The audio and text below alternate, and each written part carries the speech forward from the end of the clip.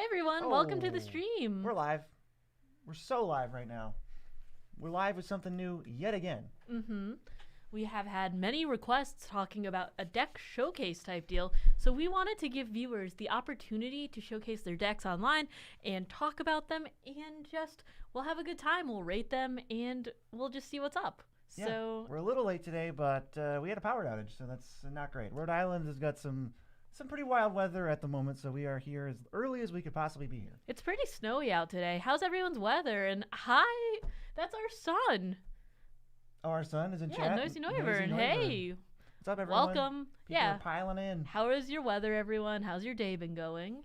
And thank you so much. Have I played against a good Queen deck? My friend has a Queen deck. It's very Pillow Forty and Approach of the Second Sun-esque. Pretty much has nothing to do with Quain. Yeah, and it is cold here too. It just snowed, but it's getting that cold rain right now, so it's like kind of washing away the snow, but also making the snow kind of gross looking. Yeah, cold and miserable. Yep, the entire everywhere it seems. Yeah, Ohio too. Wow. Yeah, are people in Rhode Island mean? I mean, I think New England is kind of cold by nature in terms of people and just like our demeanors, but we're not that mean, I don't think. Or at least I think Rhode Island is one of the nicer states because I think Boston can get kind of mean. Yeah, Saruman the White Hand. And hey, thanks for joining, everyone. What's up? Yeah, thank you from the hellos from Germany. I bet it's pretty late there right now. Yeah, And what time is it in Germany right now? yeah, I guess it's cold everywhere. Everyone's saying it's pretty snowy. Are we rating EDH or CEDH? We are rating whatever you send us. Yeah, Commander, we'll just do Commander decks for this one, I think. But now that people are actually in here, we are doing deck reviews / presentations. You throw us a $10 super chat and make sure you email your deck list to the email that we're about to share with chat. Once you do that, we'll throw your deck up here, review it, talk about what we like, what we don't like, and we'll give it a rating out of 10. Maybe that'll be like a power level rating out of 10, and then like how well put together it is or something like that. Maybe just power level. Yeah, we could try CEDH, but we're just going to say we're not the experts on CEDH, so we don't have the most knowledge about it. But we can still do it. When is Sway Stars getting unbanned?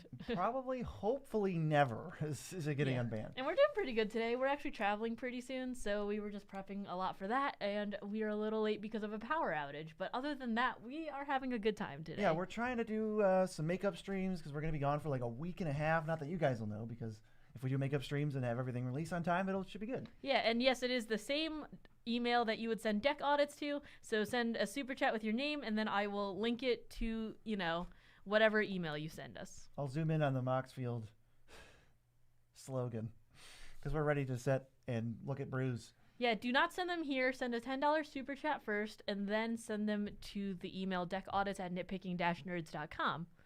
And thank you so much. Yeah, the power outages, they're like for only a couple seconds, which are really good, but we do have automatic cat feeders, so we do have to remember to turn those on every time. Yeah, we're looking a little weird on here. I feel like... What? It's a little weird because you see how like our window is kind of just in the middle? Yeah, I think that our OBS is being extremely weird also. Yeah. We're having some trouble not updating, but sizing everything. We can move it a little, but I don't trust this, I don't trust it either. So it's more of like I can move it over a little, but do I? No, not that. It's us. Oh. It's I thought in our... No, look, see how weird. Oh, I can do that. Oh, then. and it's... Yeah, no, never mind. That was delayed, yeah. Okay, cool. No. I meant like... Yeah. Oops. Oh. Oh, wait, that's part of the whole... This is really, really tough. Unhinged. Can we just keep it like normal? I was just pointing it out. Cool, thanks. B. I have to minimize this and leave it on screen, so I'm going to do it like this. Okay. So, what cards would you play with Sliver Queen? Well, if you submit your deck list and, submit the super chat, we can tell you. The cats caused the power outage on Hunger Strike. I think they did. Yeah, I mean, Amber just loves wet food so much. She will cause as much trouble as she can. And hey, thanks for joining. We appreciate it. We're going to be doing deck reviews today. Throw in a super chat. We're still in that early stage where nobody sent a super chat yet. But once people start sending them, you're going to wish you sent them sooner. And this is your chance to get in on the queue on the ground floor at the beginning before it starts filling up to like 17 people. Yeah, and Chris, hey! Hey, Welcome. pros. Yeah, caps lock. What red or green fatties would you put in a trampled tribe? Well, I can't say that. Trample Kindred. Kindred? Yeah, well, again, that's something that we may do. We may address a Trample Kindred deck on this stream. Yeah, thank you so much, son. Yeah, I will keep an eye out. We appreciate you. Thank you so much, Chuck. Thank you. Just like that. They're coming in. They're coming in. I bet you guys already regret. Yeah, we are having a great Tuesday, thank you. And So far, so good. We're getting a lot of errands done. It's a very work-heavy Tuesday. We might even stream again. We're not sure. yeah, we might stream a little bit later, try and get some of these tech issues fixed too. Yeah, late night But stream. yeah, we might do some. Thank you so much, T Clark 619. I can't read. Been waiting since last week. Well, your week wait is over. Well, we're not doing deck audits right now, but we could give you a couple suggestions here and there. Yeah, the suggestions will come with the deck review. Thank There'll you be a so few, much, like, Miguel. baked We in. appreciate it. Hey, how long are we doing these? About 3 hours. Thank you so much, Andrew. We Piling in. appreciate it. We're drowning in super chats. Thank you, everybody. We appreciate it. It's a great way to support the channel, and we try to give back by giving you, deck reviews and stuff. Right now, we've got like deck reviews that are cool, deck audits, and roasts. We're kind of like alternating between those right We're now. trying to see what we're everyone's into. Yeah. We want to give cool advice and hang out with you guys, but also just keep it fresh too. I'm going it to keep an fresh. eye on the emails, so whichever one comes in first, I guess, We'll at this just start point. doing them. Yeah. Yeah. Whoever's the fastest fingers of the four of you. I'm going to have to run too just to put our laundry in the dryer at some point. We'll get around to it. Miso's already clawing at the door because our cats are being super annoying today. Oh, I hate them. They're both. Oh, here we go. T Clark is up first. Let's see. T. Clark. We're going to pull your deck So up. this is not a traditional deck audit, but thank you so much, ATNIW. So they said, it's in Discord. Ah, it's in Discord, which I have closed. There it is. I was like, what are you doing? That's what is open right now. There we go. Yeah. So we are not usually doing deck audits. Okay. Yeah. I just want you to do that. So we're not really doing deck audits today, but I do know you mentioned you were waiting, and so I guess we could do this one really quickly. So that would be like the amount for a 5-changer. So. Oh, you want to? Well, I mean, they said they've been waiting since last week for this. So do you think like, and they also have ask them. they also say cards I'm unsure are adding and stuff. Oh, okay. So we'll do this really quickly, yeah. but please we're not doing deck audits today. So Try to be this is pretty the only clear one about we're gonna do. We are doing reviews. But Yeah. We'll start off with one, I suppose. They You say don't wanna- cards I'm unsure and adding are included in the considering list. Curiosity Crafter and Kutzel foremost among them. Cuts I'm debating include Organic Extinction and Obscuring Haze.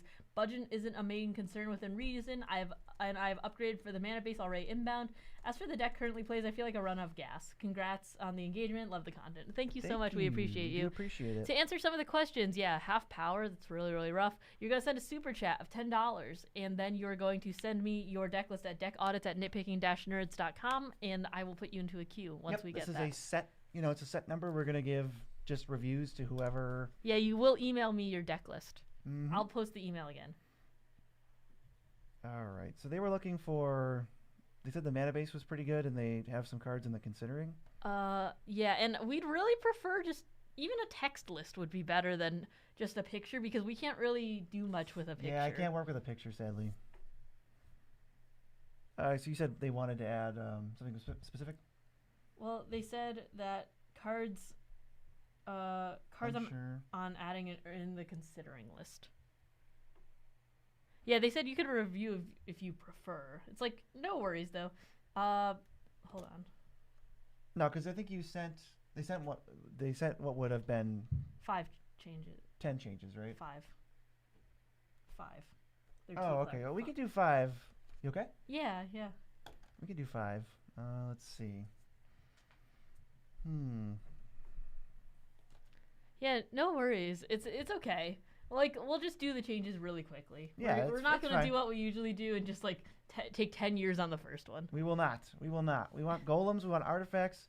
We want. Jahira spotted, Chris says. And Matthew, thank you so much. We really appreciate it. If you send the super chat and then send me your deck list, we can review it on stream. Yeah, Jahira has been spotted. We have 4 people in queue right now, so we have room for a lot more. We have a Jahira slot. And not to confuse anyone, we are doing one parentheses 1 deck audit right now. But after that, it is literally only reviews. Get in. That is going to be what this stream is. It's Get deck in, reviews. But we got to do a five flipper dippers here. Miso's the worst. I hate this cat. He actually is the worst cat. I mean, we love him, but he's very stinky today. Yeah. He's thank you so much, Insane Goon. We appreciate it. Insane Goon's back. We were very much a chat mainstay. And thank you so much for joining our Whatnot stream too. I mean, that meant a lot. Let's get this Kodama's Reach out of here when we can just play 3 visits, right? We got to complete the Holy Trinity. Are you clickbaiting this? I just said let him bake because that's what it was Okay. called. I thought that was pretty funny. That's very cool. Miso hit his head on the wall again. Love Very it. nice. Very nice. Good job, buddy. That's my son right there. That's your brother, Noisy Noivern. Are there any golem things we're missing? So is this the reason? Yeah, like Golem Triplicate I mean, Titan. I think if we're that talking was in about my budget deck. golems, Meteor Golem really should be in this deck. Like, Meteor Golem's just a good golem. And isn't Sad Robot also a golem? Yes, I think he is. It is, right? Let's get Yeah. this stuff in there. Noisy Noivern goes, bro? Yeah. Yeah, bro. Miso's your brother.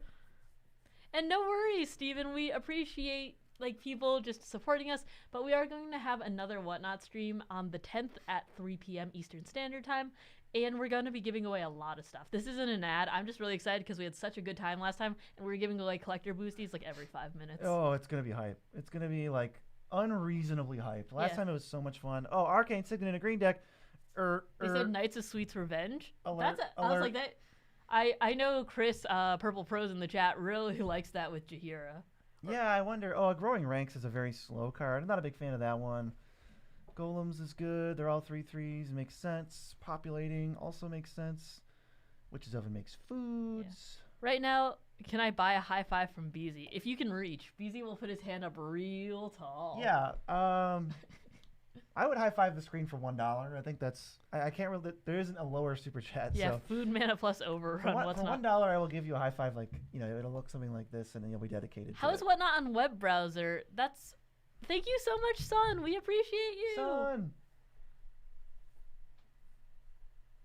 The high fivers are just because of the art. Please, no hate. Yeah, I just because. I got you. Most of this build is recommendations from my dad. So, it's gonna be 100 Field of the Deads. Oh my God.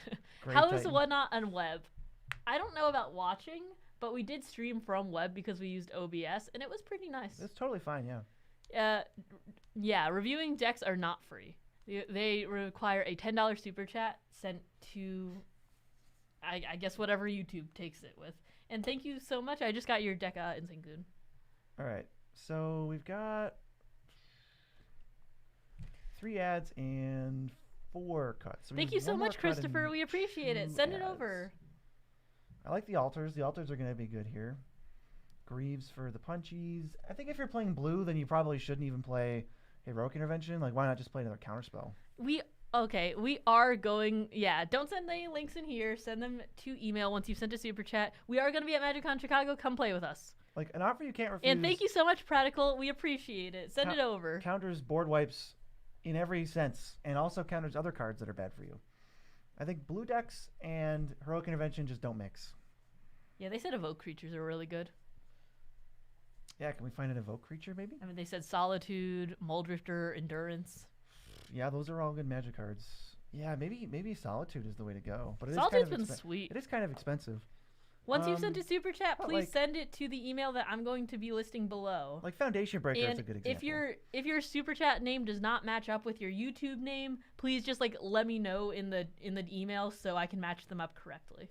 All right, so that was our quick little pre-review session audit. But now we're going to just go back to reviews and get these going. Is the next one?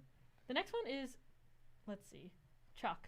Chuck is the first review. He says, "Howdy, I got roasted for my basic deck and promised I'd be back. Lol, this is as basic as my Ur Dragon." I'm so ready.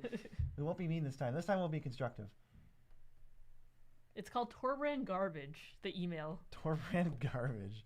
All right, so I guess what we'll do is we'll just go through the deck, talk about what looks cool, talk about maybe something that we would think that maybe could be cut or something that we would add, and just then we'll give it a little grade, and then we'll move on. That's kind of how these are going to go.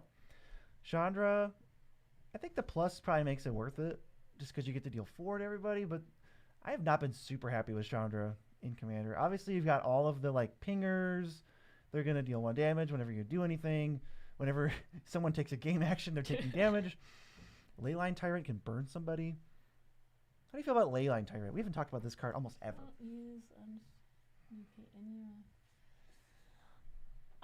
Are you losing a lot of mana usually?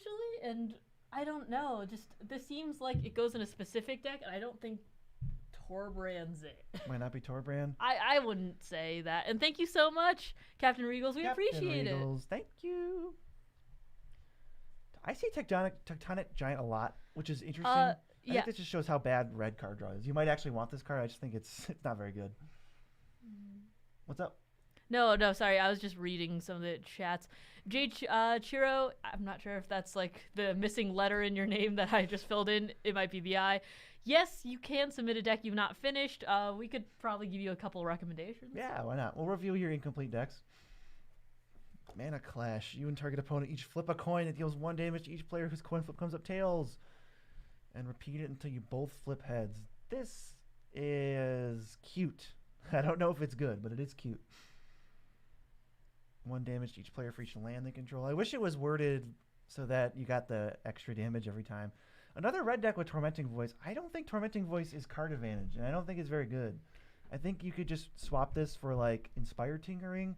Inspired Tinkering makes mana. It's kind of like a budget Jessica's Will. It gives you 3 more cards to look at. And even if you spend the treasures right away, you basically spent 2 mana to draw 3 cards. That seems pretty good to me. It's just a good rate. I think people don't play that card enough, and I think people end up going empty-handed because they play cards like Tormenting Voice. So minus 1 point. And Cathartic Reunions I saw in there. Minus 2 points. We're not giving points, but Tibalt's Trickery +1. How about Shock? Would you play Shock if it dealt 4 most of the time? I think that really depends on my meta. Like, I'm playing like Lightning Bolt and CEDH because of all the value creatures and they're not beefy, but if I'm in a longer combat meta, I don't think I would. Yeah, maybe Shock is a little bit too down. Same with, Thrill Possibility, minus 1 point. Sorry, I'd send a list if I use a redacted website. That's okay, actually. You can. We're just going to tease you a little bit. Yeah, I was like, we're definitely going to minus points for it, but you can do it. Yes. This time, it actually doesn't really matter if you're using redacted because we're not copying the deck over to Moxfield, so we'll just go up to a redacted website. But if we can't read it, that's on you. Yeah. Truly. Truly. Can't stress this enough. I'm not liable. Ricochet Trap. If they cast a blue spell, you can pay. Yeah, Ricochet Trap is all right. There's also Bolt Bend you might be interested in if you really like changing the targets of things. These ramp spells look good. I don't love these ramp. I think they're fine, but they are definitely better. Ramp card draw. I don't love these as card draw, but they are, I would say, better than Tormenting Voice because at least you go up cards eventually. What's the strictly better Shock from Midnight Hunt? They're asking. Oh yeah, play with fire. That's true. Yeah, don't play Shock because unless you like the cool art. Wheel of Misfortune. I don't like helping everyone. I also don't like the. Oh, is that in here? Yeah, it is. Yeah, I also don't like the option of me maybe not getting the thing that I paid for. Yeah, I don't like that. As long as you're willing to bid some life, it's okay. But yeah, this is definitely a bird deck. I would say work on your card draw. Make sure that you can cast more of these spells. Like you've already got Outpost Siege. Throw in Visions of Phyrexia. That's also a red card draw. That's cool. That's pretty decent. I know you don't get the damage side effect, but you need cards. I've seen Torbrand decks whiff out a lot. What if we want to give this a final rating here? Yeah, I like the deck a lot. I do think that it's a little bit confused at times though, because I think that some of your cards are trying to go really fast. Like you have tutors like Gamble, and then you have things like, you have like the really fast ones like. You have like Deflecting SWAT, your Blood Moon, that's like kind of sweaty. Blood Moon's very sweaty. Which is like pretty cool if you're going that way. But then I feel like Defiler of Instinct isn't like the sweatiest card or like. Yeah, that's true. I feel like this deck needs to pick a lane. But I do think it's a cool deck. And it needs more card draw. He said it's confused as I am. Just always confused. Yes. It's okay, Chuck. We'll give this one. Maybe we should both give it a separate grade. I would give it a solid 6.5 out of 10. You got Blood Moon, so you could have those really spiky draws. What would you give it for power? A power? Yeah. Well, maybe we'll do a power grade and a composition grade. I think roughly around 7 is good, but also like I think it's one of those things where if I know Blood Moon isn't coming out and like I can assure you that like 3 cards aren't in your hand, it's immediately like a 6. Yeah, or even Thank like you a so 5. much, Adam. We really appreciate it. That's a good point. Yeah, so maybe for composition, And- I'd give this like an 8. You just need to work on your card draw. Make sure you get some like I know red sucks and can't draw cards, but you gotta work away. Inspired Tinkering's a good one. Visions of Phyrexia is another option. Maybe Yeah, when you there's send other things we when missed, you too. send a super chat, you will send it to this email next. And we are up next yeah, to we'll keep Miguel's these deck. reviews going. Keep the review train rolling. It's rolling as we speak.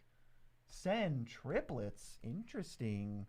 Let's see what That we're was cooking like with. that definitely has I'm not gonna say connotation, but a lot of people immediately go, ugh, Ugh. with send triplets. So I see 4 planeswalkers, and they're all pretty cool.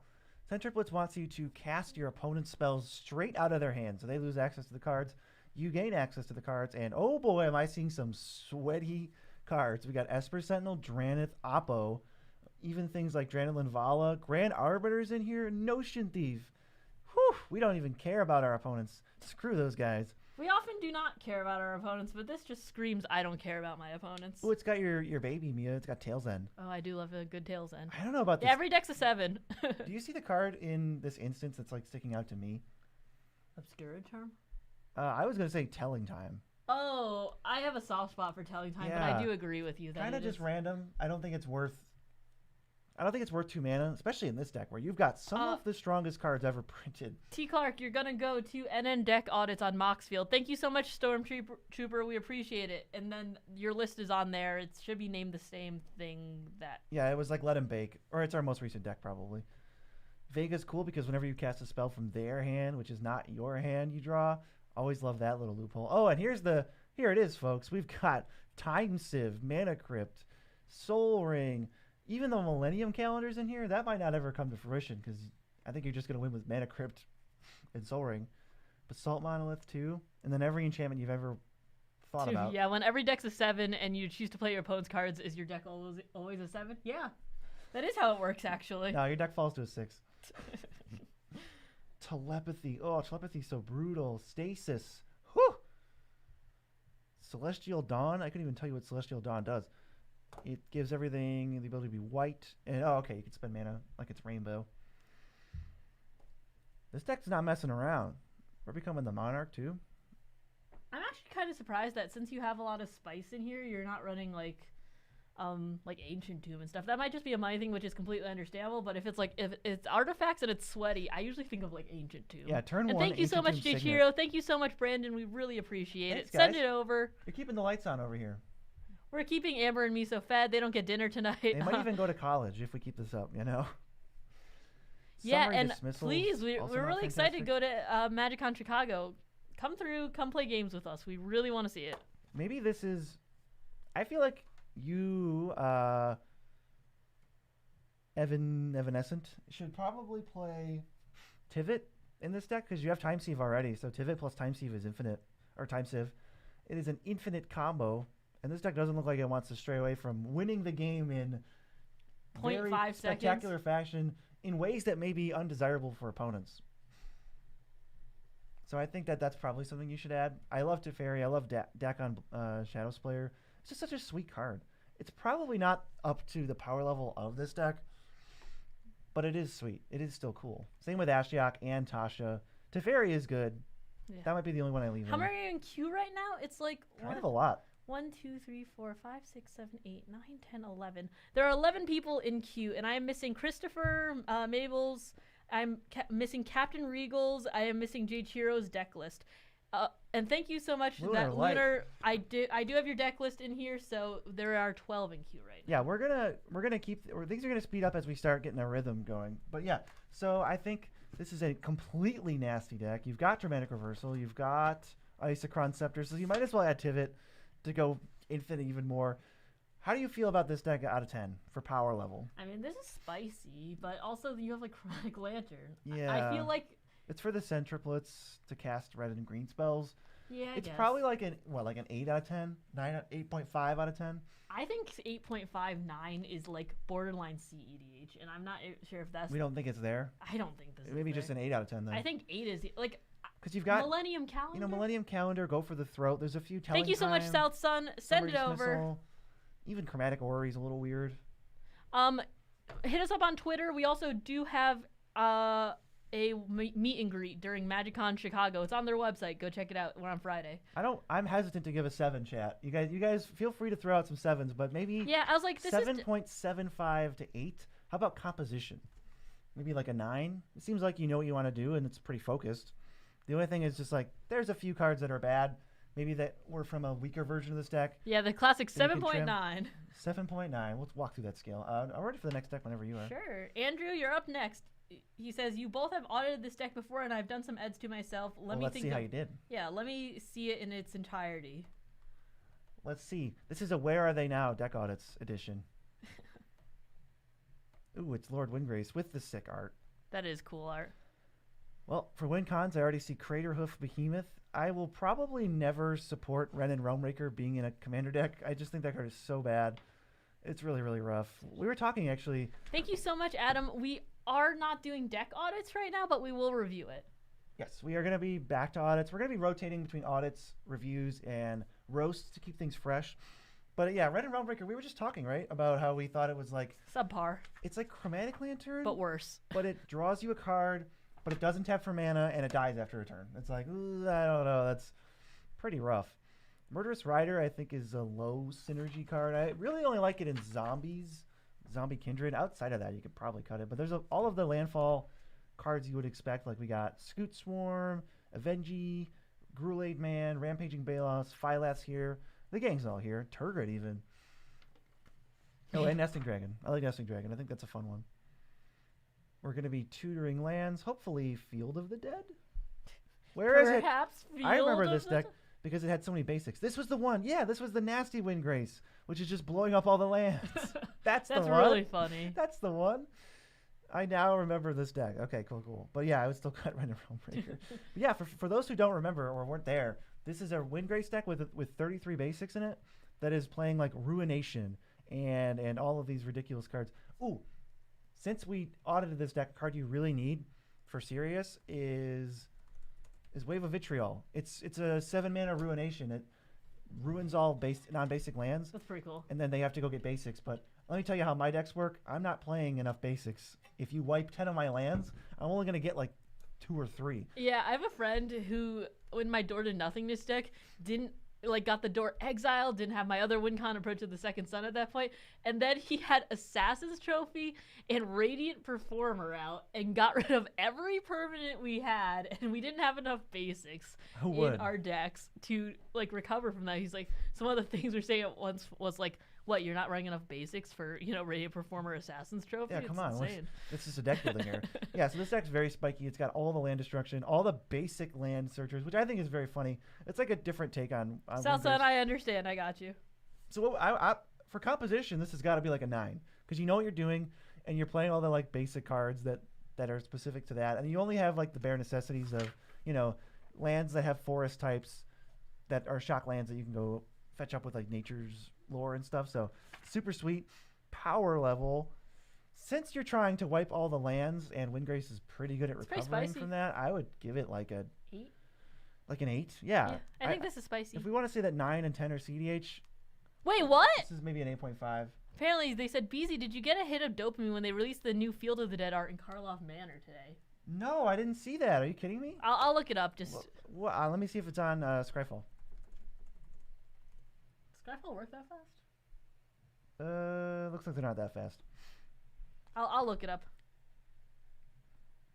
Yeah, we also have, we even have Boil to destroy all the islands. Pretty good stuff. Well, that's not good. What did you get? I typed in Field of the Dead murders and. Oh. That's. You probably just got True Crime Podcast. Yeah. Whoa. Anyways, that looks really cool. Real big fan of that. Is it a special guest in the set? I have no clue. It's a special guest at the bottom. It's a mythic. Yeah. See? Whew. Field of the Dead, ladies and gentlemen. As soon as it drops, you better pick them up. All right, Mia, we're ready for the next deck. Okay, 1 second. Yeah, because we gave this a 9 for composition and an 8 for power. Just want your opinion on. Stop. Just want your opinion on this one. Really love playing it. Damage board wipes with protection for my commander. Typical win con is repercussion with blasphemous act or similar spell. Yeah, I feel like that's a very common to go that route. I see a lot of repercussion stuff. Maybe that's just me, like. Yeah, it's really hard to rank a deck in terms of power. Like, we usually don't rank things based on number, but since we aren't taking a ton of time to do these, that's why we're going like. We're gonna give you, like a basic idea of what we think it's at. Yeah, you send a super chat with, and then after that, it's $10 or more, and then you send your deck list to my email. Heck yeah. And then we will review it and add you to the queue. It's hard to believe it's only been 30 minutes, but at the same time, we haven't reviewed that many decks, so yeah, we're gonna get to it. We're dealing a bunch of damage. I actually don't like Treasure Naver very much. It doesn't do what it looks like it does to me, which is disrupt opponents in any way. It just kind of gives you extra mana. And in red, you've got extra mana. You've got all the rocks and stuff. It's not that hard to get. I mean, we're just going to, so this deck just has 87 board wipes in it because as soon as you have Rem Corollas out or Tajik with his DLC armor or whoever prevents damage in this deck, you get one-sided Wraths, and then your creatures can just connect through and smash. I did see Assassin's Trophy getting reprinted. I saw the art for that. That's cool. Also, let's see, you guys usually rank for fun, which is a solid ranking. Yeah, we try and rank for fun and power and, like, because there's a lot of things that go into building a deck. And hi, Eric. Good to see you. Eric, what's up? We haven't seen you in so long. So, yeah, let's count the number of board wipes just because I'm curious. I'm just curious. I'm just asking questions. We've got 1, 2, 3, 4, 5, 6, 7, 8, 9. At least 9. And you could argue that this is 10. Just all the board wipes, folks. 11. This deck's going to mess you up. Mark of the Asylum. Prevent all non-combat damage. Yeah, that's another copy of your commander. And then Repercussion, since your stuff doesn't take damage, theirs takes a bajillion. A bajillion thousand damage, even. I want to say maybe you can play more rocks. And maybe Boros Charm is not at home here. Because all your stuff is pretty much auto-indestructible anyway. From all your board wipes anyway. Holy Day. How do you feel about Fog? Just straight up Fog. Not a fan. I don't put it in any decks. Usually I only play Fog with upside, I do see that you have Sunforger, but if you're going to play Holy Day, just play Dawn Charm. Dawn Charm has more utility. Yeah, and what do we think about the new rare land cycle? I think that's sick. Sweet. I'm really excited to put those in decks. Enemy colored decks, like a black-white deck, doesn't have swamp plains to put in that do something. They're all just common lands. Now we finally have one that gives us a little something. Yeah. Jeez, how do I feel about cards in the 99 that act as a duplicate to the commander? I think that really depends on what you mean. I think there are some that are really cool, like if you're doing damage cripplers and stuff, that's pretty cool. I think they're referring to Mark of Asylum doing the same thing as Rem Corollas. Because like how do you feel about putting cards that are redundant so that your game plan is always enacted? How much is your commander getting removed? I think that would be I would remove this thing all day, every day, Yeah, because it's the thing that is turning all their board wipes one-sided. Yeah, so I would say that I think it's good if your commander is getting removed a lot, but I don't want to put it in a deck that is just in case, if you know what I mean. Right. Well, I mean, most commanders are, you would assume they're targets for something. Yeah, but some are more value pieces, or some are just like kind of pretty static, but like this is very threatening, so I can see why you might have a backup for it. Totally. Let's say, for composition, I feel like we got to be at least a 7.5. Maybe an 8 because we got all the board wipes. We're going to wreck everybody's day. We have infinite removal. Sunforger can maybe control the game a little bit. I like Sunforger. For power, cool. Feels like a 6.5 or a 6. Just because you're going to be heavily reliant on a few cards. For example, if somebody answers Repercussion, I think you're not screwed, but you're in trouble. Yeah. Because you don't have a lot of aggro. You have a couple creatures. To answer some questions, special arts do go hard. Thank you so much for watching and supporting. We are not ranking things based on other people's shows. That is a lot to assume about other people's shows, and I just don't want to touch that territory. That we would never that is be not able to finish. My, It's too many factors. There are also a lot of shows out there, and we don't watch everyone because we don't have a ton We don't even of time. We don't watch anything. We don't even watch Shuffle Scuffle. But yeah. All right, so this is Lear, Disciple of the Drowned. What's dead may never die. And this, he said, Insane Goon said, this deck is my pride and joy, almost fully foiled out, very sweaty. So I bring this out when friends want to have those types of games. This is pretty. Thank you so much, Ethos. Send it over.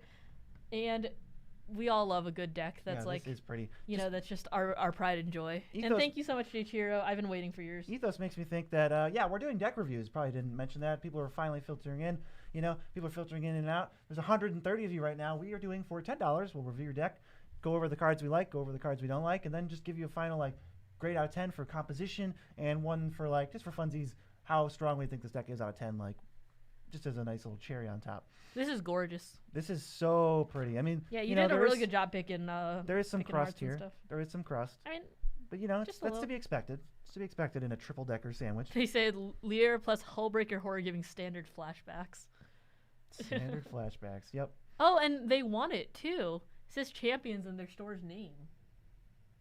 Oh yeah. That's awesome. That one is sweet. All right, so like we got like barely any creatures because we're just gonna be comboing and going ham sandwich. Look at all these spells.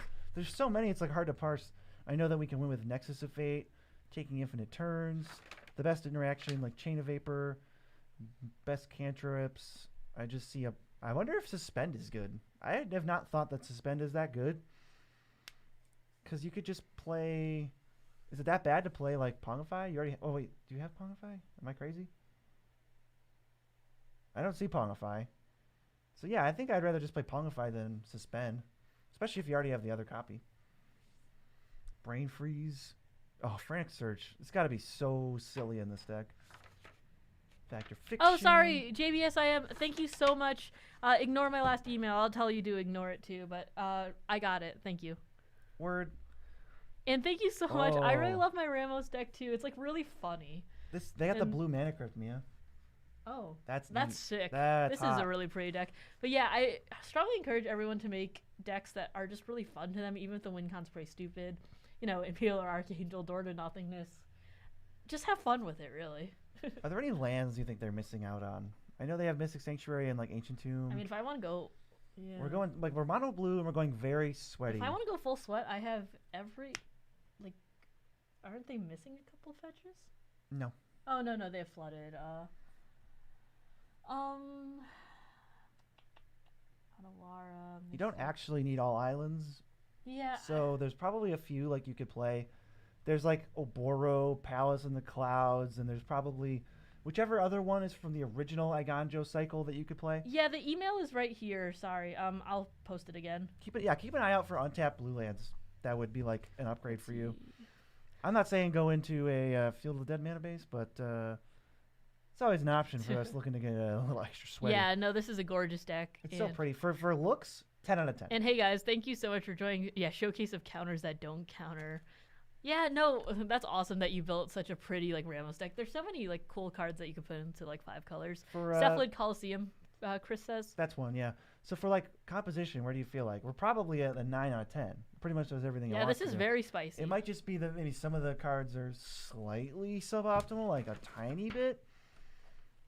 Just like I don't think Unwind is that great or Suspend is that great. But then for power, how strong do you think this deck is? It's going to draw cards, no problem. I mean, it's definitely spicier. I wouldn't pull this up against like a, what's it called? I wouldn't pull this up against like a $20 deck, but I don't think that this can hang in CEDH, and I think that this is definitely higher power though. Another 8? Is this another 8? I think this would be another or maybe 8. 7.9 to give our official ruling before we hop into the next deck.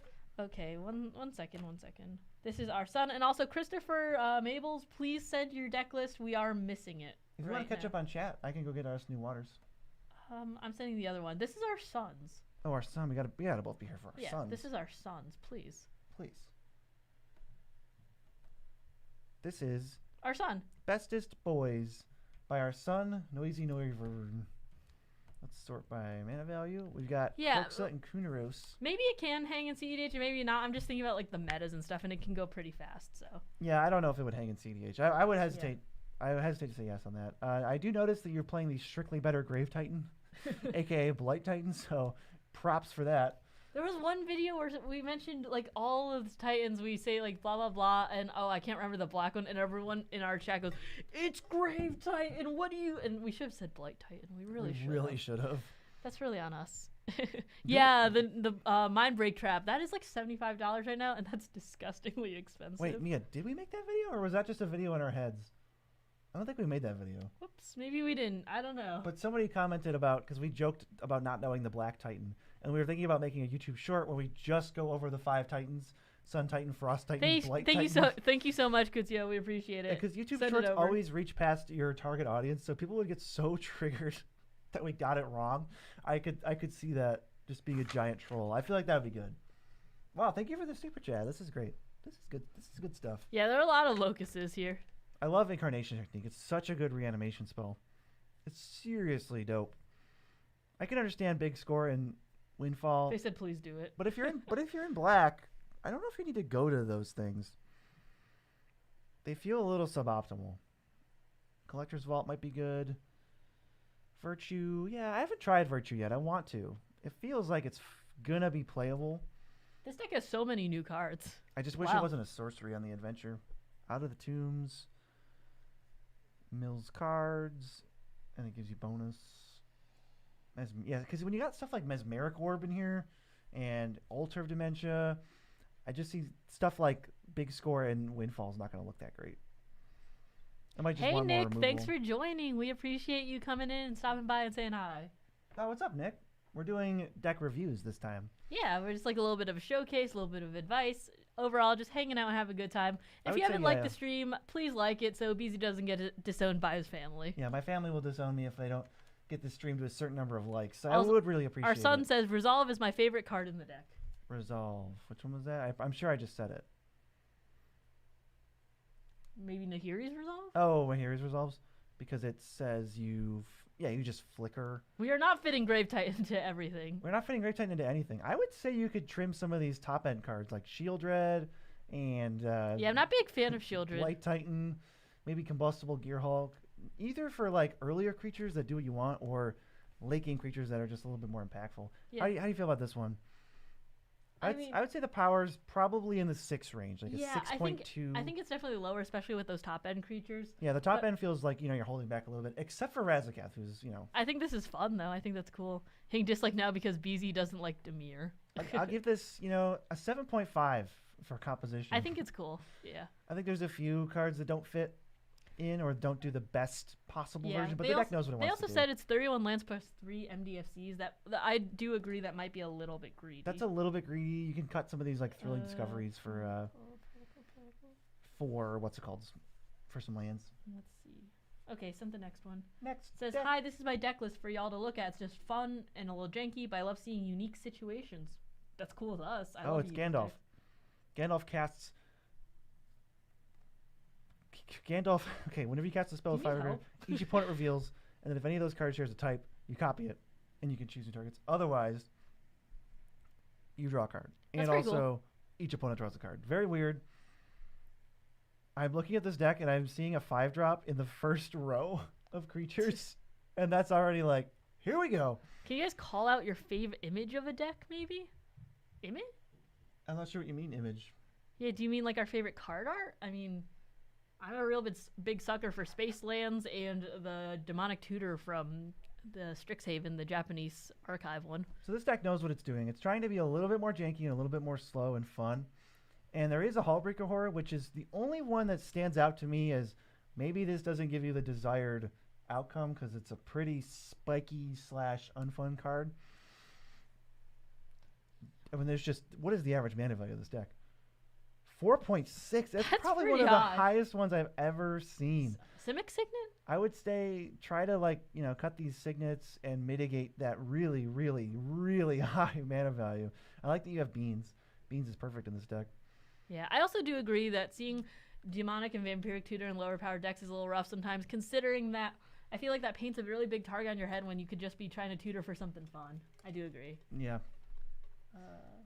Thank you so much, Dixon. We appreciate it. So this deck is all haymakers. Assuming it gets to turn 5 and gets all those lands down and untaps with Gandalf, we're just slamming just anything and everything. It almost feels like the kitchen sink's getting thrown at you. You might get Jahira's Respited and get fogged. You might get Azuri's Predation. You might get Amanatu's Augury. If you cast Amanatu's Augury in this deck, it's over.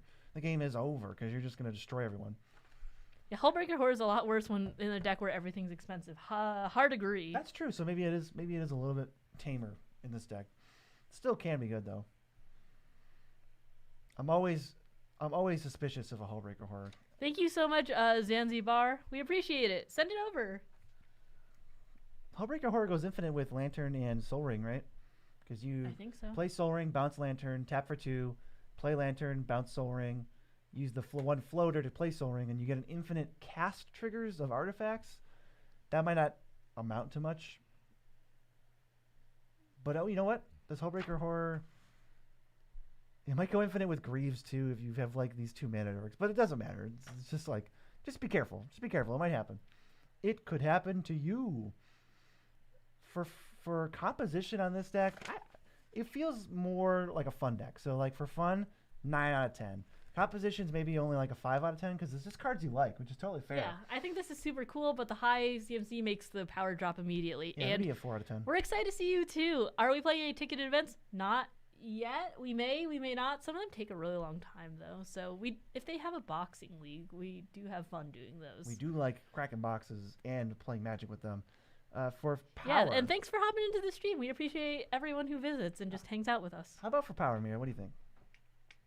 It's one of those things where I feel like it's easy to stop, but what if they let you sit for just like 1 second too long? You will have a lot of threats on the board. I could see like a 5.5. Yeah, You're definitely gonna. it feels you're gonna be on the- conditional you're whether gonna be, it's like, powerful. Guaranteed on the back foot, I think. But if you can crack through, you're gonna win. Yeah, and sending the next one right now. Right meow. Wow, last updated 26 minutes ago. You were ready. Yeah.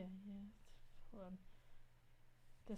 This one has a big primer, so this one's. Oh, we're not gonna read the whole thing, but we are gonna look at the deck. Or at least it's on here. Thank you for loving the stream. This is a first ever burn deck for Commander. It's theoretical at the moment, but looking to build on paper soon.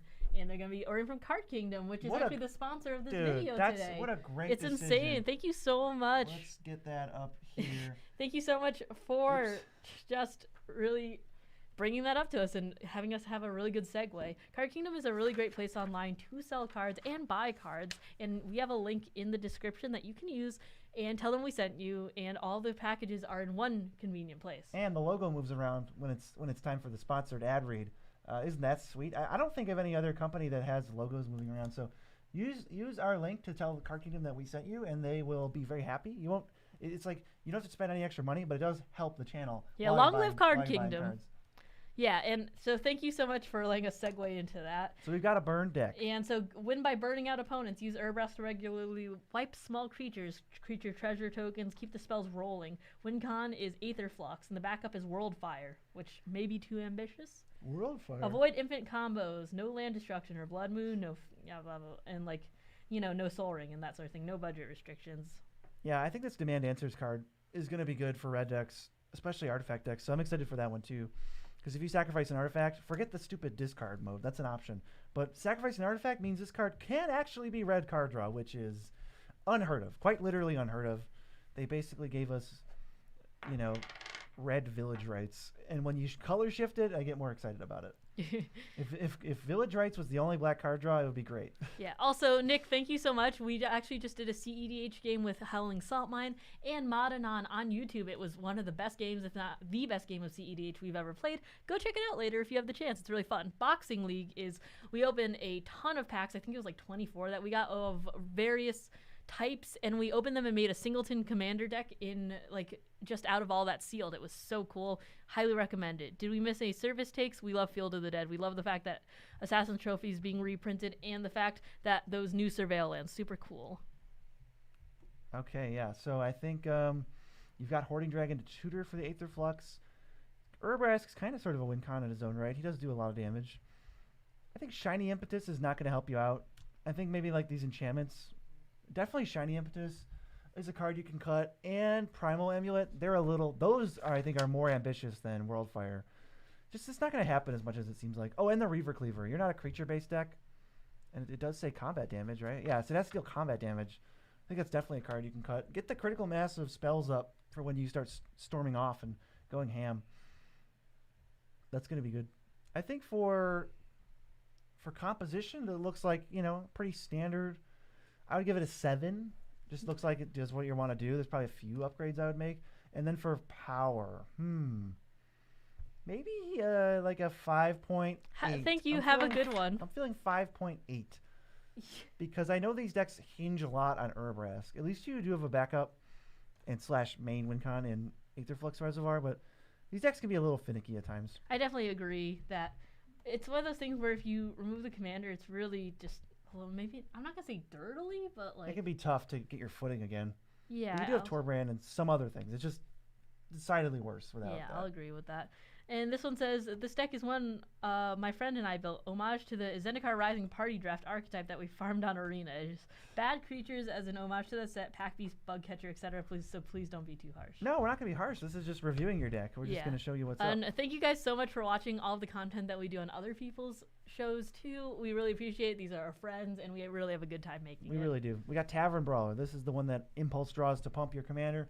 And I did love the red-black party deck on Arena. Zendikar Rising is one of my favorite sets of all time to draft.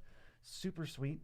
So I totally am going to appreciate all these cards. Like I love Malakir Blood Priest, the Bug Catcher, and the Pack Beast. Pack Beast did work in that format. When you curve Electromancer into Fisher Wizard on turn 3, you just feel like you're cheating. Yeah, unfortunately, this is not a roast tonight. We got a lot of asks for actual like deck reviews / showcase, so that's what we're going to be doing. Yeah, can we do a poll on here? What does this do?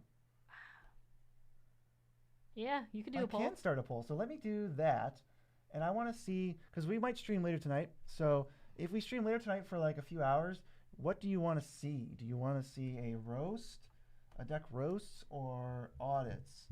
Let me see what to stream later today.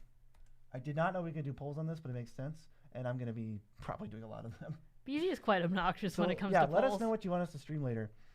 Because we're doing reviews, and we try not to do the same one twice in a row. So we'll see what people prefer. People are saying audit so far, I think. Yeah, I think we've just had a few. Yeah, only 16 votes so far. So yeah, we'll wait. We'll give it a few minutes. We'll get back to this poll. Yeah, they said people feel like it's cheating in Commander too, BZ. Turn 3 attack with Baracos to get 3 treasures, play Electromancer, get 4 mana, playing... If people feel like that's cheating, I have words for them. So I obviously love this deck. You know, you even got Zagras to give your dudes Death Touch. Do the roasts come with suggestions? I mean, the roasts, which are going to be like, why are you playing Simic Signet? Why can't you just play like land ramp, you know, like a normal person? Yeah. So maybe some suggestions, but I'm sure people have gotten value out of our roasts. They're definitely enjoyable. I think your instant speed removal could use a little love. That's maybe the only thing I'm seeing that's lacking a little bit. This deck's sweet.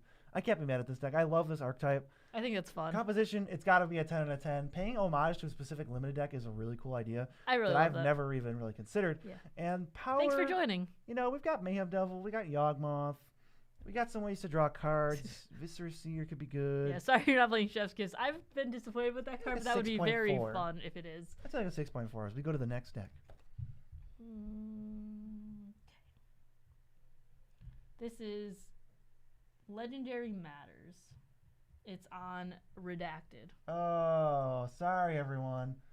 Buckle up. We are not even switching where this goes, so yeah, I think we'll try. Have a good one, and I think we'll do audits later. Honestly, yeah, my eyes. And how do you submit a deck? You submit a super chat of $10 or more to the chat, and then you email me your deck at deckaudits@nitpicking-nerds.com. Yeah, wow, the audits win by a landslide. So yeah, audits probably the next thing we do. Yeah, you should end the poll so I can see more chat. Yeah, you can just end it. There cool. we go.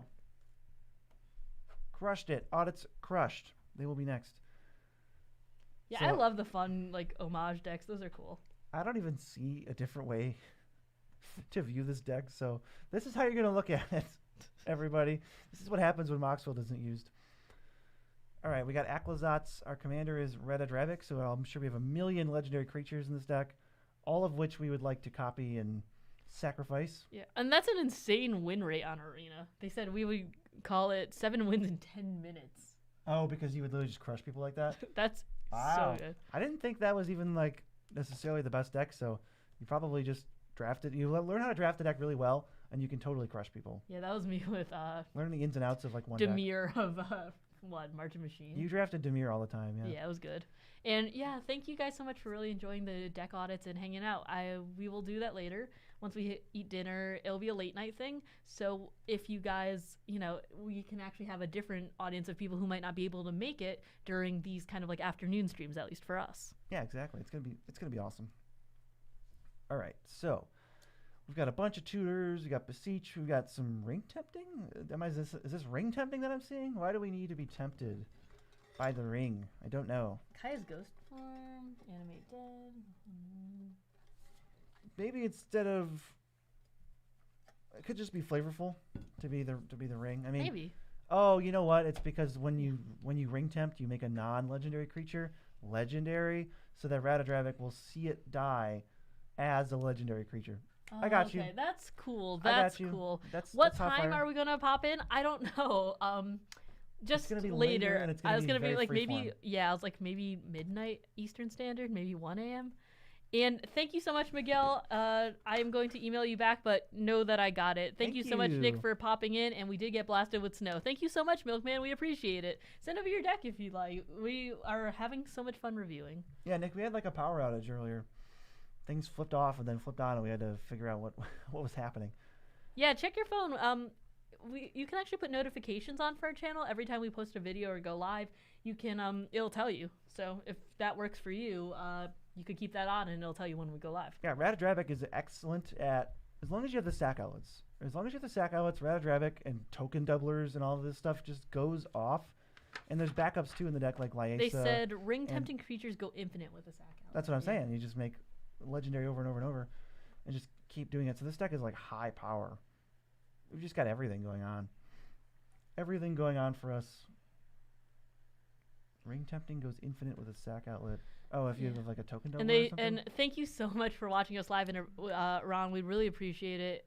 Just like, thank you so much for supporting the channel. And I hope you have a great time at MagicCon. I hope we get to play a game. Mirza Karlov Manor spoilers. We didn't see too many. We actually watched the... well, we spoiled the entire story. Yeah, we spoiled the entire story, but I don't think we looked at a ton of the cards that were spoiled. So we have to get on that. I mean, we saw a new Massacre Girl. We saw... I'm really excited for New Judith. Yeah, New Judith was sweet. That was was cool. thinking about building that one. Yeah, because Rowan just was too all in for me. Oh, man. Sidisi totally ties this whole deck together. I'd say for composition... For website choice, I would maybe do a 1 out of 10. Yeah, 0. For composition, this looks pretty. I mean, you're so focused. You have 39 creatures, and I bet at least 30 of them are legendary. So 9 out of 10 for that. Power, the Ward 2 on Ratadravik goes a long way. So maybe like this could be like a 7.5. It could be really strong, especially with all of your slightly clunky ring temptings that just end up going infinite. That's how I feel about this one. I think it's cool, though. Keep cruising. So this one says, I would love to submit my first and only self-built deck I have right now. It's a Tom Bombadil deck I love, but no idea how good it is since it's my first deck. Oh, first deck. Well, you've got some of the favorite, like Tom Bombadil wants you to have sagas, and when you finish a saga, you flip till you hit a saga. Only once per turn, though. You've got things like Kami of Transience. I think it is a very on-theme card, but I don't think it's a very powerful card. It's hard to grow it. With 34 enchantments, I don't think you're going to grow it that Tommy fast. Bommy. I love that guy. Tommy Bommy. For creatures I'd put in here, I would really recommend a couple from Doctor Who because they are based around sagas. There's a few. There's Ian Chesterton and there's Barbara Wright. Yeah. So I'd recommend you put those in.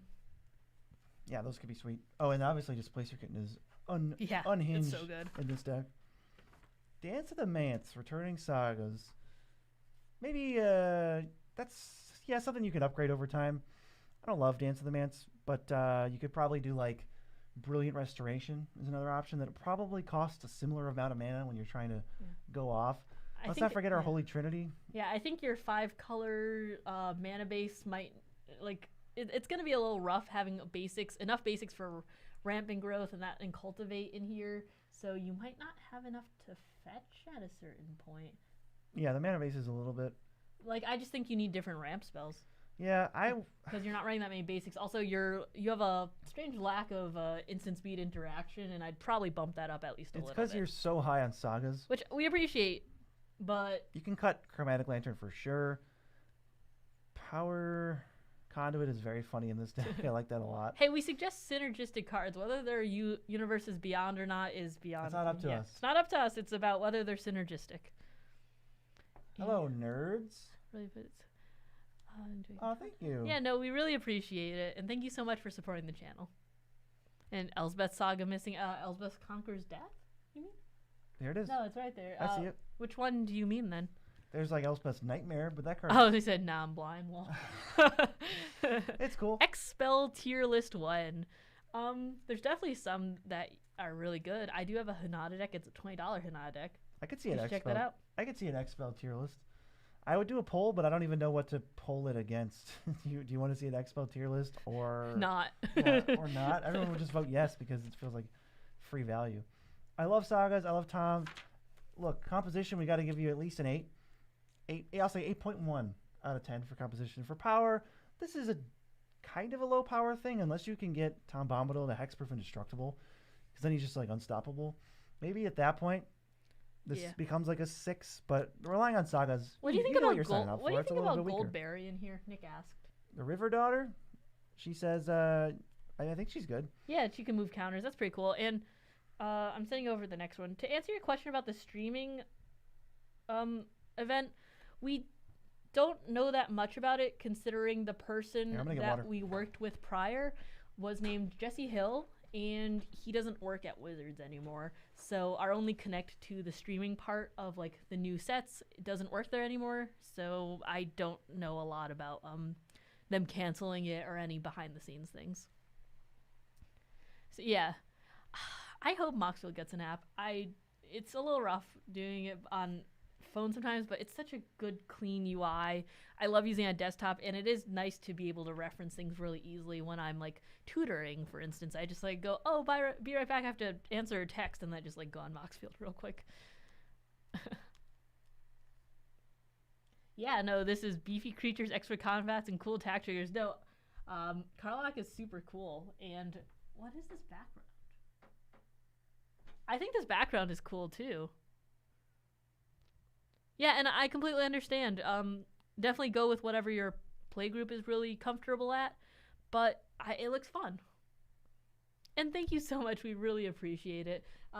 If you ever guys want to tweet at Wizards and tell them, that you want to see us on stuff, I think the voices from the community really do mean a lot to them. So we really would appreciate it. Yeah, Moxfield is so good for tutoring.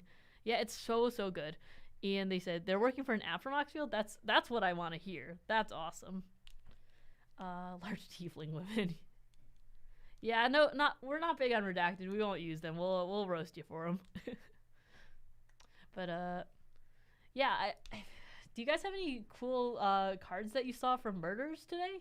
I definitely saw that the entire story. BZ and I were watching it a little bit earlier, and I saw the lands and a couple of the reprints. But if there's anything that's really sticking out to you, definitely put it in the chat below. We would love to hear about it and see like what there is. I'm really excited for things that might go down to budget too. Like if Assassin's Trophy gets like printed down to a couple bucks, that would be super cool. Easy Ghost deck, yeah. Kylox, New Judith does look sick.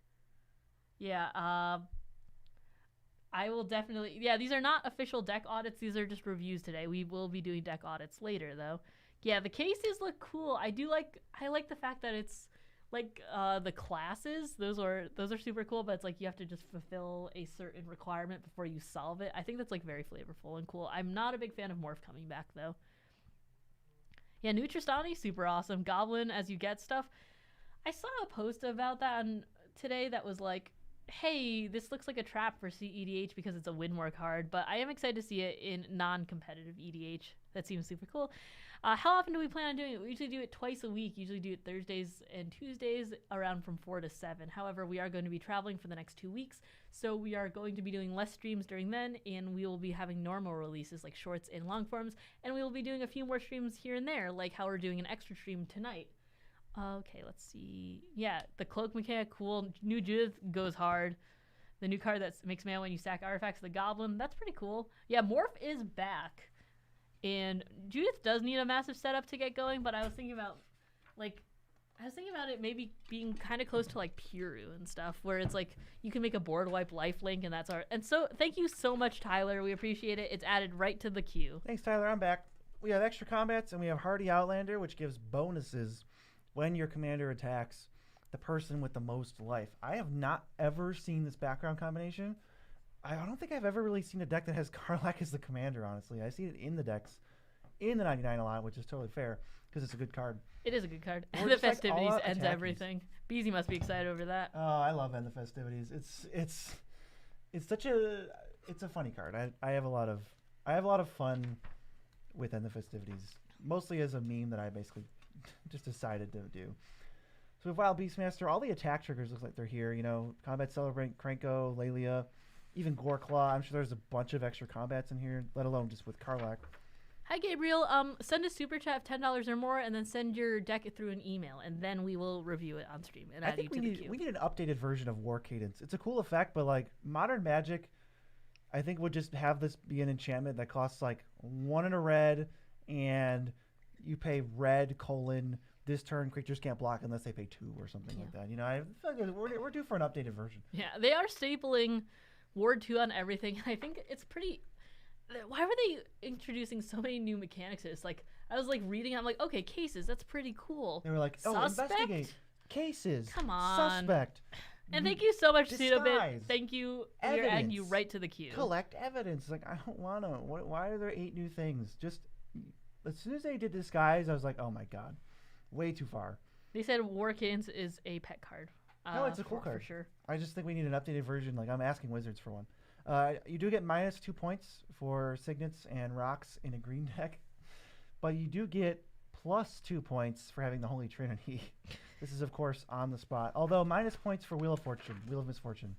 I don't think red-green decks Y'all love Wheel of just Misfortune need today, that. I don't huh? think you need that card. They do need the hint about returning mechanic from Shadowmoor, and it wasn't Conspire. Yeah, I wish Yeah, it was. It was freaking Wither. Cool. Why couldn't we get cool Conspire Awesome. cards? There's more design spaces. Yeah, I do. I think that if I were to get into the game right now, I mean, I got in when Madness was a thing, and that was completely confusing. But if I had to learn every mechanic right now, and then also Suspect, Solve, and like Evidence. evidence, I'd be like, oh no. Okay, sorry. maybe Which creatures are suspects right now? Yeah, maybe this isn't the game for me. They better make like a 0 mana instant destroy target suspect. They It's said, like, BZ, I think signets are faster mana than land ramp, as they can give you color right then. They're like Arcane Signet. No, why don't you but talk you don't about have that? you don't have Wild Growth or Utopia Sprawl. Those are the exact same except they're cheaper and they give you mana the turn you play them. But I'm also talking about like Nature's Lore, 3 Visits, and Skystrike Claim give you the rebate right away. They don't have the lands come in tapped. I'm not the biggest fan of Rampant Growth, but I play Utopia Sprawl, Wild Growth, Nature's Lore, 3 Visits, Skystrike Claim, and most 1 mana Dorks before I would play 2 mana Rocks in green. They also said, I mostly have the Thought Vessel for massive card draw spells, but I'm just greedy. Yeah, that's classic greed, folks. That's your classic greed. Yeah, I just saw a killer Among Us. We just recorded a video about like I don't even remember what it was, and Very we nice. told our editor to put the Among Us. There's an Among Us section of the video. Hear that, Chris? That's Hear that, that's Chris? the editing note. If you haven't gotten Get to excited, that buddy. one. Yeah. I like this deck. I like that it's severe beatdowns, all the combat triggers. But I'd highly recommend you put a new Italy when the price drops a little. Oh, New Itali's so messed up. It's so good. It's such a messed up Magic card. Mia, composition? What are you thinking? I think this is like pretty slick. Pretty well composed. Yeah. I think Let's say, aside from the minor hiccups, you know, aside from those, it's probably an 8 out of 10. I was gonna say 8. It's too. well built. It looks like you've tuned it to a certain power level, which is cool. That power level, I would say, feels like 6.3 Really? to me. You Yeah. can throw big punchies, but you've kind of neutered your win cons a little bit. It shows. Yeah. That's fair. I think it's an intentional choice, and it makes Also sense. folds to 1 board wipe. Could have trouble against board wipes. It feels like a deck that snowballs more than just. I feel like my decks are consistently kicking you in the leg, you know, forever until you eventually die. But Annoying. this Just like deck in is- real life. this deck can actually close out the game when it gets through its game plan, but then has a hard time recovering. It for, really does. For me, it's like, oh, a board You're wipe. very all in. All or nothing. Yeah. For me, it's like, oh, a board wipe. Well, I'll still deal 1 to you. I wouldn't recommend that. And the festivities. Okay, this one says, looking to make my opponents drain life, and it's an end step type of thing with Zoyoa. Maybe I said Zoyoa. Maybe I said that wrong. Please bless this new deck with your being. I will bless it. It is blessed. All right, we got to read blessed. this one because he's. Ooh, he's this is the new. That's cool. Chris, keep an eye on new Rakdos. I know how much you love him. At the beginning of your end step, target opponent may sacrifice 2 non-land, non-token permanents, and if they don't, you draw 2 cards. I think that's spicy. That is. I mean, the flavor text is weirdly comical, but other than that, it's pretty cool. I think that's a really cool effect.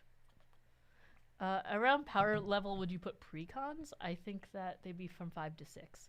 And Nick, please, that's awesome. We're so excited to see you at MagicCon Chicago. No way. Come through. That's Come so through. Hyped. Get some games. And Chris, this is pretty solid. No, I think this is solid. Yeah. I like that we're gonna just extort our opponents. They're like, "Do you want to sacrifice your whole board?" And they're like, "No." And I'm like, "Cool, give me the cards." I will say, probably should cut Wild Magic Surge in black. You don't need removal like that. And another deck with Wheel of Fortune. I don't think you need Wheel of Fortune. Green and black and blue decks don't need Wheel of Fortune. I don't think. At least if you're not CDH with this, which is clearly is not. You just don't need to go I was like, unless you can stop your opponents from also drawing. Never been a big fan of the Reaver Cleaver, but ooh, Vicious Shadows is a sick one. Vicious Shadows, you can like team up with somebody with Rakdos triggers. Yeah, text me, Nick. A lot of the room blocks from MagicCon Chicago are sold out or selling out. They said, I have Orcish, I need the wheel. Thanks for the super chat. Is that Derek? Am I reading that right? Yeah, and thank you so much, Derek. We appreciate it. We're kind of keeping up with these super chats right now, so I don't think we need to close the queue. We're just going to keep ruining with these reviews. Yeah, Derek, send it over. I think this is a cool deck. You've got Tybalt's Trickery, Mia. You didn't even notice that. Weren't your senses going off? You know, your sixth sense of detecting a Tybalt's Trickery nearby. I'm taking care of this. You're not doing sixth sensing it with your sixth sense to detect whether it's in the area. You should definitely have Spidey senses for that card. Keeping things in check seems good. What the heck is this card? Is this Braids? That is a really sweet art. Yeah, thank you so much, Derek. Like I just emailed you back. And I don't think the precons now are very good. I do agree, but 7 or 8 is very high to give them, considering I would say 8 to 9 is the beginning of fringe CEDH, and they do not stack up to that. Yeah, I feel like, my Carador deck is like a 9, maybe a 9.2.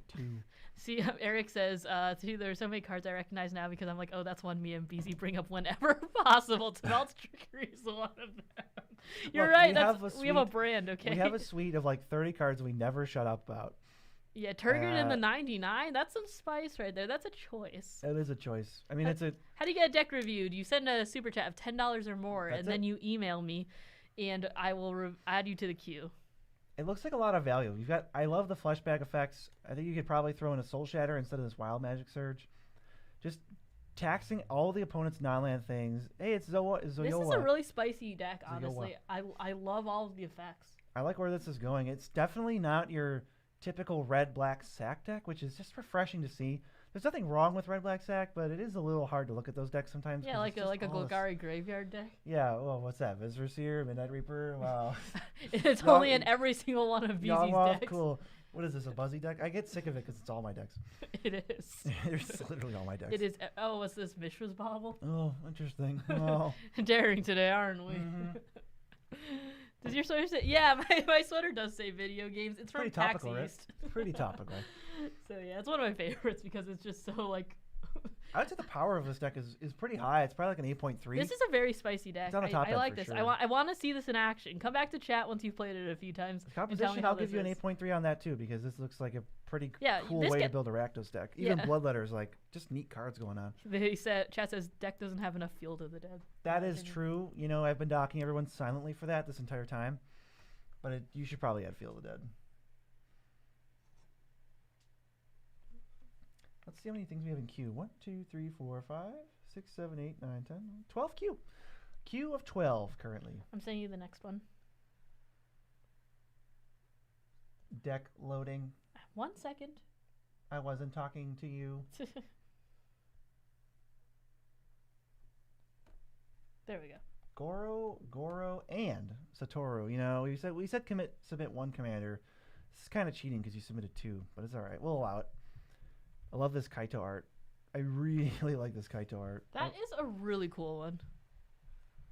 Yeah, it lacks a hard wooden con, reach that are vicious. I'm reliant. Yeah, I got you. No, on the last deck. The author was just saying that. So a bunch of haste creatures, because when you hit with a haste creature, you get, like, this gives you a really big bonus. You just get a 5/5, which is sweet. So obviously Ninjutsu's here, haste is here, dragons, because you kind of want to pay off dragons. Scourge of Valkas, I'm sure you have the other one too. Yep. Dragon Tempest. BZ Spice Senses should be Field of the Dead. That is my next sense. And look, a deck without Field of the Dead. What are you thinking? 1 point off. You're already a 9. Sorry, this isn't a roast. Yeah. Bloodthirster's insane in here if you have a haste enabler. Bloodthirster. Is that this guy here? No? Bloodthirster. Isn't that like a 1/1? Oh, this guy. Oop. 5 in a red. Is he in the deck? He is. Okay, so he says when he deals combat damage to 1 tap, and there's additional. Oh God. Yeah, that's pretty gnarly. Yeah, that's super sick. Super sick. Ninjutsu. Phoenix chick. Even the Phoenix chick's getting into the party. Phoenix chick sounds like a friend of Massacre Girl. That's what it sounds like to me. Yeah, I remember Ian was telling us about that in his Winota deck. Apparently it puts in work. I wonder if Baleful Strix is good, because it's like a good ninjutsu target. Yeah, they said one of my favorite red creatures. It is cool. It even saw standard play, which I like. I like the idea of taking the Phoenix in the beginning stages of the life instead of what we've seen 100 trillion times of like, oh, it's a Phoenix and you can pay 6 mana to return it to your hand, and then it's pretty good. I was like, how do the professional nerds find new cards for their decks in the works? I think that really depends on what we're working with at the moment. So budget decks are a little bit easier because you can sort things by price on things like Scryfall. That's one way. In other words, we look through our bulk and we do try and keep a pretty good eye on sets because we have to review them all the time. So if we see something along like pretty good for a certain deck, we try and keep it in our heads. And I know BZ's played a lot of standards, so that sure have. Or not standard, like drafting and stuff. So that really helps him. I know a lot of the commons and uncommons from draft from these new sets that come out. I think your top end of like hasty creatures is maybe a little lackluster. Hellkite Charger I don't love. Same with like Tyrant Familiar. There's things like Goldspan Dragon and Cavern Horde Dragon that you could maybe try instead. Yeah, Phoenix Chick is anime Yu-Gi-Oh vibes. Is it really? Well, no, just not the creature, just like the name. Like oh. This. Oh, like we're using the other chick. Got it. Understood. It's okay. Take your time. I am very slow. Anger might be a little weak in this deck. How are we supposed to get no into the worries. graveyard? Seems like a lot of trouble. Although I do love a good recon mission. Recon mission's cool. Yeah, I mean, Goro Goro hits so hard. I think if you could back it up with a counterspell or something too, you got a couple in here. It just makes it so it's like, here's 4 5/5 dragons. You know, what are you gonna do about it? Or 3 or whatever. You know, it's pretty cool. I like the team up commanders. I think they're fun. But they are nice. I am a little bit salty about Galta and Mavrin because I've had some bad rulings with those. That card is confusing. Like it's not a bad card. It's definitely a really good card. People just don't know what it does. But we did play a couple draft events where people have actively said the wrong thing. The judge actively said the wrong thing, and we looked up later it was right, and that happened like more than twice. Oh so. yeah, so I'm a little salty about that card. That's the risk of in-person events.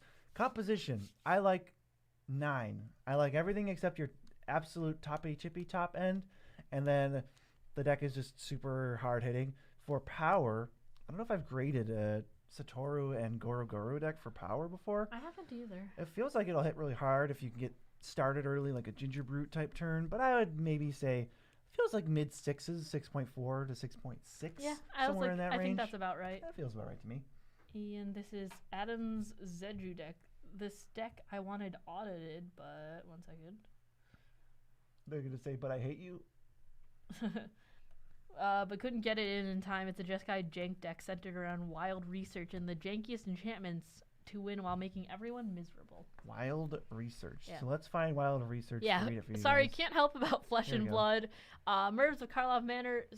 Pretty cool reprints. Love the lands. Love the new Judith. Do not like the fact that there's 10 billion mechanics to remember. Hey, if you send a Flesh and Blood deck, I will review it. Yeah. It will just be incoherent. It'll be the worst. Yeah, it'll be the worst review, but we'll review it. All right, so and- we have Wild Research is the secret commander. And 2 yeah, red get your deck in. We for an appreciate enchantment. it. 1 in a white. Search your library for an enchantment. Put it in your hand. Then discard a card at random. And you pay 1 in a blue. Yeah. Search for an instant. Put it in your hand. Then discard a card at random. That's insane. So we search for all the janky enchantments to like either draw cards with or give away to our opponents and make them sad. Exchange of Words is in here. That's a cool one. Then we give them away with Zedru, or we find instants like I'm assuming this is just card draw and a few counter spells. Yeah. Also, to answer your questions, you can submit a deck by sending a super chat of $10 or more USD into the chat, and then you email it to me at deckaudits@nitpicking-nerds.com, and then we will add you to the queue. It's as simple as that. Mandate of Peace. Cast during combat. They can't cast spells during combat. End the combat. I'm not a big fan of Narset's Reversal. Ooh, Narcissus There, Reversal, I said it. You know, it feels like... Man, I can't believe this card's $11 still. It feels like it's on theme and like the steal your stuff, you know, control of things is switching. But I don't think it's a very good card. It has not impressed me. I don't think I play it in any decks right now. Good job playing Farewell. That's a good one.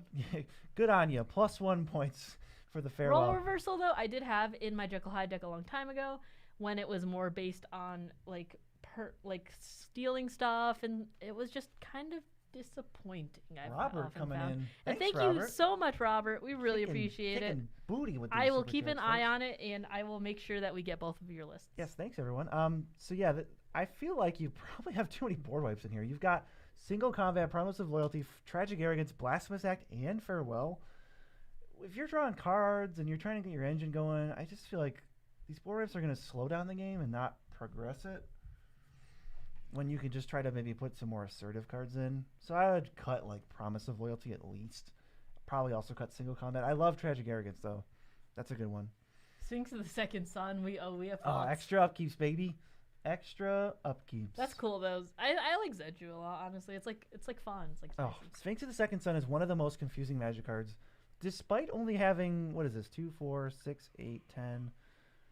It's got 18 words on it, but people don't know what this card does. It's not even necessarily their fault, but we did a confusing cards video about... We did a short on it. We did a full video on it. Like, hey, people still told us we were wrong in it. Yeah, that I start taking offense when I specifically say, hey, this is a confusing card. Here's how it actually works, you know, just to clear things up. And they're like, actually, you're wrong. It's the other thing. It's like, no. Come on, guys, that's why we're doing a please. video on this, because it's so confusing. Stop being... Yeah, there's being also mean. Settle the Wreckage in those board wipes, they said. Oh, yeah. Add that in, too. That's cut that, too. It's too many. It's too many. You're not going to be able to add more cool enchantments and instants for your wild research. Or find a way to tutor wild research. That'd be sick. Do that instead of wiping the board every 2 turns. Yeah, Christopher, I did see it was... One second. I know you submitted your donation a long time ago, but I never got the deck list. So I am waiting on it. We're going to refresh. Yeah, I keep refreshing right now. Whenever we get it, we will just put you to the top of the list because you were supposed to be prior. Yeah, a little bit sooner. I wish there's like a better way. If you want to send it via Discord, if that's easier for you, that I will drop my Discord in here and then you can send it through that. Yeah, for composition, I think we're somewhere around, since this is a sweet build around, we got to be around like a 9. This is really cool. And then for power level, no one really expects us to be above 7, a certain level. 6. I would maybe give this a 3 or 4. Yeah. It's cool. Oh, no. We're here to do some cool stuff. Sorry, what I meant was no one expects it to be above a 6 or a 7. And Ronnie, thank you so much. Ronnie wants a review. Thanks, Ronnie. All right, you sent the next deck already, right? Yeah. Scorched I am Earth. waiting for Christopher's right now. We're going to do it as soon as we get it. Yeah. Scorched Earth. Christopher, if you have Discord, please send it over to my Discord, and it's just Mia Largo, no spaces. I love this Ziatora art. That is Send it already over. I want to make sure we +1 points get it. for that decision alone. Oh, and you've got Crime Novelist. What? Oh, this guy's really cute. Crime Novelist, whenever you sacrifice an artifact, put a counter on him, and add a red. Whoa. That seems kind of sick. Yeah, this new dude that everyone was talking about. I thought they were talking about Cranko or something. But yeah, this is adorable and pretty good. Yeah, that's the one people are talking about. Where like, oh my god, and it's making fun of, I don't know if intentionally, it's making fun of the old War of the Spark story where they kept having Lazav disguise himself as people and nobody cared. This is like, but then he peeled off the mask, revealing a sight that made Groja's blood run cold. Brulu was actually Vogos in disguise. It's like, Chandra was actually Lazav with a flamethrower. Okay, cool story. God, it goes infinite with animation module and a SAC outlet. What is this? This is awesome. Zanzibar, yeah, I did get yours. I sent you an email confirming it, I think. Chat, what is this from? I love this Dargo art. I like it way better than the other one. Can you tell me what this is so I can buy some? I play Dargo. That's really cool. LCI special guest. Oh, shoot. I can buy this right now. Dang, I wonder how much it is. Let's go to like, I don't know, let's go to TCG Player and just see how much it is. Dargo the Shipwrecker. Borderless? It's like $2. Wow, I have to scoop one up on Card Kingdom, though. Let's see. Bloodthirster, yeah, Progress. This is a cool deck. This is a pretty deck, too. We're throwing... Oh, yeah, Gerard. We're throwing these big haymakers. We're throwing Demagoth Titan at your face for 11 right after we hit you with it. Drawing cards. We're making mana. I like the idea of taking the big powers matters and switching it over to Jund to add just a little bit of welcome spice to it. No way BZ just used TCG Player, they said. It was just to figure out what people are, it was a quick... I just used my eyes. It was a quick guess, It said LCI special guest at the bottom. Wait, doesn't it also say the price? I literally could have just looked. It even has the Card Kingdom price. I just checked the TCG Player price for no reason. Imagine. AKA redacted price. Imagine not using your eyes. Couldn't be me. Couldn't be. It's me. Ooh, but you're docked points for not having any instants. You got 2 instant speed removal spells. Legolas's Quick Reflexes is like kind of one. But I just think you need more. I think the cards that are very optimistic in this list include the Soul Cleaver, the Vat of Rebirth, the Mask of Gristlebrand, and the Reaver Cleaver. All 4 of those should probably just be instants to interact and keep it so that your cool cards stay in play and you get to crush your opponents with them when they don't just play like a good blocker or something. Composition, love it. 8.3 actually. This is like pretty spicy and chonkers. Like cool art, cool like just theme in general. Good job. I'm actually just trying out Trumpeting Carnosaur in a deck. Is it really $5? Oh man, if it actually went up that much, probably a budget deck because I'm gonna have to cut it from my Svella deck. Hold on. Yeah, let's talk about let's talk about budget decks and the fact that every single one of these commanders are eventually gonna go up. Galta, for instance, $20 budget deck. She's like $6 right now. It's $5. Wow. I think it did go up a little bit. That's a little bit wild. All right, let's see. The Balrog is quick. Okay, then I was just talking about power level. Where do we think for power on this deck with pretty much every alternate art that is super cool in it? I think this could throw hands. It definitely throws hands. It's got all the ramp. It's just missing removal. So maybe I'd give you like a 6.8. And if you added more removal to this deck, 7.4. You could get into that type of territory. Do we have that other deck we're missing or no? I think he emailed it to me, but just work on the next one now. And I just is that in? I'm talking with him right now. I just want the next deck. It's right there. Okay.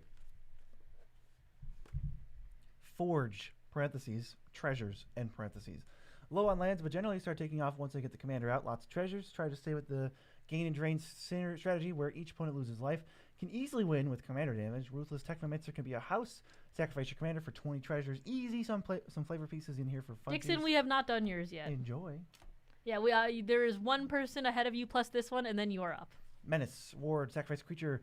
+2/+0 for each treasure you control. So he's just absolutely huge. This is a bulky man. And then when players sacrifice creatures, you get a treasure. This guy's pretty sick. And there's no equivalent yet. This is just from the movie. So it's just mono black, and you want to make them sacrifice creatures to get you to have thank you so much, Logan. Send it over. Send it over. Blood-soaked champion. Does that work? I guess it works even if you sacrifice it. Thank you so much, Tazlida. Thank you. We appreciate it. Send it over. Generally, though, I think you'd be better off with a Nether Trader versus like Blood-soaked champion. I just think it's a little bit subpar. Ooh, Archfiend of Depravity. Minus 0.3 points for that. I just don't think this card is very good. They also said make it better. It gets dangerous fast. yeah, Archfiend is definitely a cut for you. Pirates, Pitiless Plunder. Shield Ride, also a cut. Very weak card. Thank you so much, Dean. Send it over. Feed the Swarm is fine for enchantment removal. I never liked Temporal Extortion either. I think it's just cool. I think it's more cool than good. Victimize can rock. Tainted Strike, sick. Love it. Love it. Don't know about Village Rites here. Corrupted Conviction. It's cooler than Village Rites, but it's not. Not a card I think is great. Terrian Soul Cleaver is like right up this deck's alley. Bantu's Monument's probably what you meant with the Drain and Gain theme. Jet Medallion? What is this from? What is this from? I don't even know. Maybe 30th anniversary? I'm unsure. That's cool. Agent for drains. Bastion for drains. Black Market's another slow, clunky one. Oh my god, you did it! Field of the Dead in a mono black deck. This is what we're here for. And you're still playing Cabal Coffers Overboard. That's badass. Take notes, chat. Take notes. Wow. Epic. I mean, clearly this composition has to be now a 9.3 unbiased. And the power, it feels like around a 6.5 or so. I think there's a lot of meaningful upgrades you could make. Maybe it's a 6.9 or 7.1. I hesitate to go into the sevens because that's a joke. But I think, yeah, let's go 6.9. Let's go with the nice number. 1 second. This is being incredibly weird. I have to punch it in. No, it's just like the email's being weird. No. He sent it to me in a text file, so I'm creating a whole new file. Oh, we're like .txting it right now. Yes. Okay. So I'm like creating a whole new thing right We're crunching some numbers, chat. Here, I might do a poll just for funsies. Here's a poll that I was gonna do on YouTube community. I am a little curious what you guys think. The poll is Tormenting Voice generally considered card advantage? I think I'm typing that wrong. Okay, so this list is definitely importing kind of weird, but is on the NN Deck Audit list. So okay. I mean, I can probably click it. Just I'm sure I can. Yeah, thank you so much, Kyle. We really appreciate it. I'm gonna put the email in. Please send me the email. Please don't send me text links. Just send it to me, just like via a Moxfield link. That would be super awesome. Oh, was somebody else saying that? No, just like I'm just letting them know. Please don't. This was. I don't think this is the default. Let's see. It just wasn't. It's just gonna be weird. So it made everything in the sideboard for some reason. Wasn't a big fan of. How's our poll doing? What do you guys think? You think that generally Tormenting Voice is generally considered card advantage? That's pretty wild. Yeah, thank you so much, CWD. We appreciate it. I don't know. I'm like way off of that card as card advantage, but maybe like certainly you can get like a madness out of it if you get madness value or you're maybe a reanimator deck. But if I look at Tormenting Voice in a vacuum, and I say, is this card advantage? The answer is absolutely, undeniably no. For me, at least. I don't know. This is Dadbot Urza. We're trying to make a bunch of constructs. We're trying to give them menace. We are trying to apparently shut down our opponent's artifact production with our own Karn. Why not the other Karn that makes constructs? This deck is called Urza Constructs. I feel like maybe this was supposed to be the one that makes constructs. Because you have Digsite Engineer, who also makes them. And I bet Urza Saga in here. Question mark? No. Oh, maybe this is like a budget deck? No, it's deck's $800. Urza Saga, another good one. That makes constructs. Song of the World Soul to populate. Ooh, they said, I like what I'm seeing. I want to clone Urza to make lots of constructs and win through mass board state. My play group 1 and salty, but no infinite combos. I have a way to clear the board repeatedly and keep my board safe with indestructible. Please tell me what you think. Love watching the show. Big fan. Thank you. Yeah. Thank you. I don't like Nevin Rules disc. And I think you can cut Darksteel Forge. That's like a combo. The Mycosynth Karn combos in here. Oh, okay. So you don't have the other Karn that was intentional. I don't know. Maybe just... They're 50-50, by the way. There's only 28 votes. I was just looking at that. Which Where do you submit? I'm sending the email right now. Really contextualizes the other roasts versus audits, because that probably also had like 5 votes in it. I was like, wow, it's a landslide. Probably only 10 people voted. I don't know. Like, a lot more people saw that, though. There were like 2,000 or something. 2,000. If we had 2,000 viewers, I would be pretty stoked. No, it was like 2,000, like, what? Not on here. Just on the poll itself. There was like a lot of interactions. It told us how many people voted, I think. Thank you so much, Jack. We are. Chromatic Lantern can go. There's some, like, suboptimal. Like, if you've got Karn, Mycosynth Lattice, I would recommend less. If you're trying to combo out, I'd recommend less, you know, clunky sort of things like this. What is Incubator doing? What are we going to... What's our main thing? Artificer? Wow. I have not seen an Artificer deck in a hot minute, if ever. Which I do like. Bonus points for composition on that. Composition, I would say probably somewhere around 7.8. I like this. I'm not the biggest fan of Karn, but it makes sense in the deck. It totally is what you want to do. Although this guy, creature tokens you control have Death Touch. I think our creature tokens are so big that we don't even care if they have Death Touch. Because we're trying to make a bunch of Karn structs. Thank you so much, Drew. I got your deck list. Power level, as much as I don't like saying it, we're probably somewhere in the 7 range. 7 on the lower end, maybe 7.2-ish. I see there's Marionette Master, but I don't think there's a ton of ways for this deck to just kill out of nowhere. You know, you're going to have maybe some trouble against the board wipe, which is fine. Eerie Interference, prevent all damage. I'm not sure why there's so many fogs in here either. I don't think you need fogs, and I don't think you need, like, to make your artifacts indestructible. They're already so big, and if you hit somebody with 2 constructs, they're probably just dead. Let's go to the next deck. Okay, 1 second.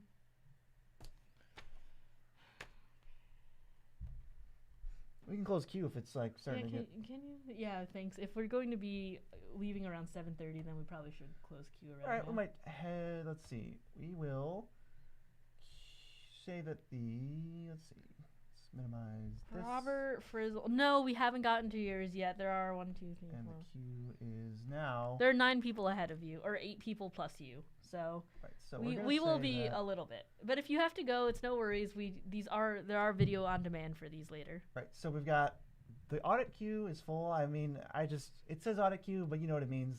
It means that the queue is full. We're not going to do any more deck reviews. We're going to finish the ones we have now. We're like halfway through the stream, so we'll see if we have time for some after. But yeah, we're just going to get the next deck fired up in a second. It's this Yawgmoth deck. Yawgmoth, God of Phyrexia. -1 point for not being in the visual grid view. That's okay, I just fixed it. Yawgmoth is so much value. This card is absurd. I'm sure this could be a very high power deck. I would imagine. It's almost impossible not to be. Unless you're just playing random stuff. This Cryptgas is cool. I like that anime art. Let's see. Icarats. For the proliferate? Are we really doing it that much? I would hesitate. I don't think we're doing it that much. We have to discard 10 cards with Yawgmoth. Kakusho, that's a really pretty Kakusho. Sightless Ghoul. Oh, so we've got the combos. We're trying a combo. We got Butcher Ghoul, Sightless Ghoul, Messenger for like the sacrificing to put negative counters on our creatures that come back with +1 counters so that they cancel out, so that we just kind of make infinite dudes and stuff. 1 second. Robert, real quick.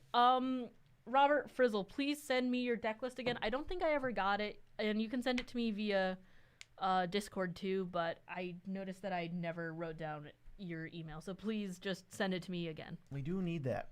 That's very important to this process. In fact, I punched the email down just to make sure there is a dash between nitpicking and nerds, just in case that might have like tripped you up or something. Yes, in fact, it is extremely important. Yeah, and we do have some upcoming Whatnot streams. If you guys want free stuff, come Free through stuff. February 10th. 3 p.m. Giveaways. We were biting some Legion war bosses in the last stream. It was great. It was awesome. It was super fun. Yeah, we love giving out free stuff and just hanging out with you guys. Archfiend of Ifnir. So if we are trying to spam turbo discard, it does give us some negatives on our opponent's things. Obviously, Grey Merchant's in here. No comment. No comment on that one. He thinks it's boring. I said no comment, actually. He told me. That's what I officially said. What's my Discord? I will send it right now. Oh, I like Genesis Chamber so that we always have targets to kill our opponent's things. I think that's what that's for. Or we just make infinite dudes to draw more cards. Yeah, no worries, no worries. The dash, I Citadel's trip people here. up sometimes. Signet. Yeah, this deck looks sweet. Andrew, we are not taking any more right now. However, we are going to be doing stream a lot later, so come through. Queue is closed right now. Yes, queue is currently closed. I know some people aren't watching live, but we really queue is closed. We have to go honor do the things. ones. Yeah, we have to honor the ones that we're doing, and we're going to be streaming later with deck audits anyway. So this deck is just ridiculously powerful. I mean, we've got Grey Merchant. I'm trying to find weaker cards in the deck, and I can't even find that many. I think maybe Endrick Star is a little underwhelming. Cult Conscripts is not the best card in the world, but everything else is pretty much necessary for this type of combo thing we're doing. You even have Living Death to slam the door in the late game. Sudden Spoiling maybe is a card I would cut. But this power level is about as high as you can get without being CDH. 8.5. I think that's pretty darn skippy. Pretty good. That's some spice. Pretty solid. Well, maybe like 8, just because you don't have Mana Crypt and stuff. But for composition, it's like a 10. This is like a Yawgmoth deck. This is like a great Yawgmoth deck. There's almost nothing wrong with it. Let's say 9.8 because nothing's perfect. Yeah, Yawgmoth is super spicy. Spicy boy. Let's see. Dixon, your deck is up next. It's time for Dixon. I might grab a snack in a hot second. This feels like a snacking type stream. Okay. It's, wow, have you heard of this one, Mia? It says How do I say that? Yarok. They said it was a Yarok pear or something deck. I think the title says it. Wild Pair. Yeah. Wild Pair. Okay, what's our number? Is it just kind of like, it's 2?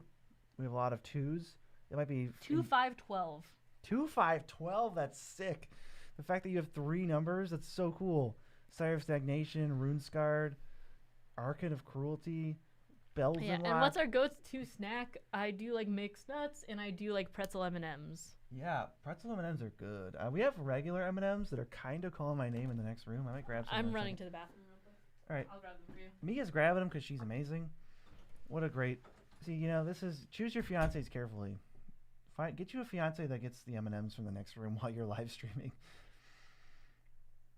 Wow. Okay, so Yarok Wild Pair is pretty sweet. I gotta give you points for that. That's cool. Plus 47 creatures is about as many as you can even fit into a deck. How are we looking on instant speed interaction? It's non-existent. That could be an issue. Let's check the chat. Nick says, "Yo, have you had those honey twisted pretzels before? So bomb." I have not. I'm not even sure what that is, but it doesn't sound that bad. Never been the biggest fan of like just pretzel-y type snacks. They're kind of dry. I do love a chocolate covered pretzel. Ooh, that's like next level.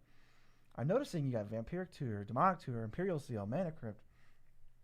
Really strong cards. And a bunch of sort of like dirtily, cycly type creatures. Oh, and you can get Shrieking Drake very easily.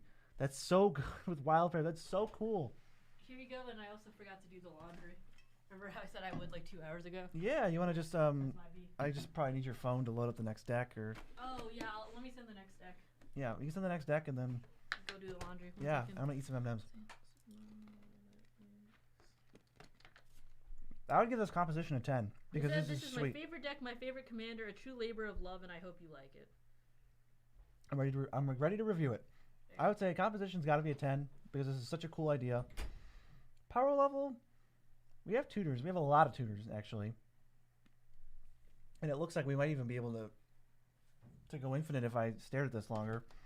I would probably say the power is about like 6.6. I mean, I see Peregrine Drake here, so maybe 6.7. We'll up it 1. All right, this is Maresil.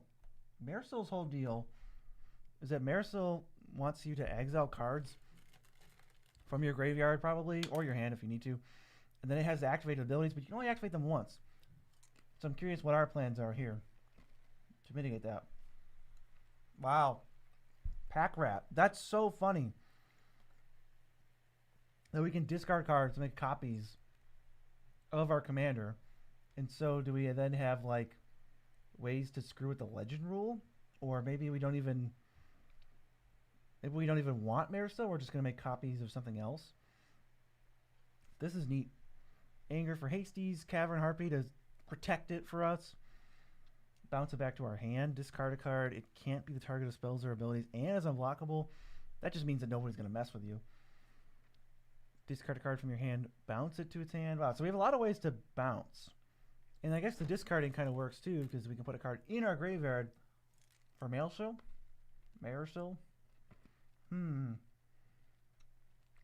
Who else we got? Wow, Asmodeus, draw 7. Seems good. What even is this? This is gonna be a tough one to read. Infernal Denizen is an 8 mana 5/7. You sacrifice 2 swamps. Forget it. We're Maresiling this. Tap it, gain control of a creature, and you lose control of it if you lose control of this thing. Wow. I have legitimately never seen that card before. Big props. No wonder this is your favorite deck. It's every card here is super weird. It's super weird. Plus tutors, which makes a lot of sense for Marisol. Make sure we have those crappy cards in our graveyard so we can snipe them. I'm not sure about this prismatic geoscope. It's a little bit slow. But wait, is that because of Marisol? Marisol has artifacts too, right? Never mind, I lied. It makes sense. What about maybe instead of prismatic geoscope, you want like the 7-mana one, chromatic orrery? That could be cool. I love Marisol too. It's super cool. All right. Ooh, I think auto generator is kind of bad.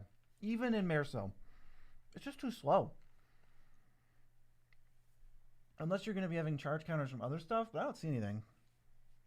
I'd probably just avoid it. And I did notice, couldn't help but noticing, no Field of the Dead in this deck. It looks like you could just kind of port it right over. Get a snow-covered island, snow-covered swamp, call it a day. Field of the Dead would be great. Again, you can even play it from your graveyard. this is what I come back to? Field of the Dead? Yeah. Propaganda? Mm-hmm. Yeah, I've had this hype. Twist Pretzels is a really good. Please play instant speed interaction. To wrap this one up, please. Composition 10. 9.8 because nothing's perfect. And the power, we know it's a little bit lower. I got to give it probably like a 5.8 just because it's really clunky. We got to have a lot of things go right, but it can be so cool and it looks really fun. Yeah. All right. Let's see. Sorry, I was just checking order real quick. So this is Bolus Super Friends. Bolus. Michael Bolus has no friends. And Michael also, Bolus has no see name. you in Chicago. Come say hi. Come say hi. Bolus has got some friends, huh? Including himself in multiple forms. That makes sense. I do appreciate your restraint because Super Friends decks always play way too many Planeswalkers. I think 12 is like a good number for a Super Friends deck. People do not get that. Big respect. Yeah, sometimes there's like 30. Mm-hmm. That's not right. You shouldn't be playing 30 Planeswalkers. You shouldn't be playing 20. 20 is too many. Aboleth spawn. We're taking ETBs. That's how pretty fun. That's not really going to help us, is it? Yeah, I don't think it's great, but I think it's funny. Super Friends decks, you don't get to play that many janky cards because you're already playing Planeswalkers, which are all janky. You know, True. There's very few good Planeswalkers. You got Karn, Tezzeret, and Narset. But the rest are kind of janky. So you lose out on all these pet card slots like Aboleth spawn. Hex Parasite. Why do we want to remove counters from our Planeswalkers? I'm not sure. What do we want to do that for? Because, yeah, it's like, do we have a reason? Isn't it always better to have more on? Is it just for this? If it's just for this, you got to cut it. But I'm not sure. I never loved Ensnaring Bridge because I feel like I'm very behind when I have no cards in my hand. So the fact that this thing is juiced up isn't much of a consolation since it's very... It's not like it's unkillable. In Modern, this card's unkillable because nobody is going to remove it. They're not going to be playing much artifact removal, but in Commander, it's not that safe. And you have no cards in hand if it works, so I'm too scared of it. Why do you have Force of Will and Bedevil in the same deck? Good question. I think that's... Identity Crisis of removal. yeah, that's another example of being confused in your deck. Yeah. Those are two different power levels. They are. So maybe upgrade Bedevil, or even you can downgrade Force. But it looks like you want Force, because you have Mycos, Atlantis, and Karn again.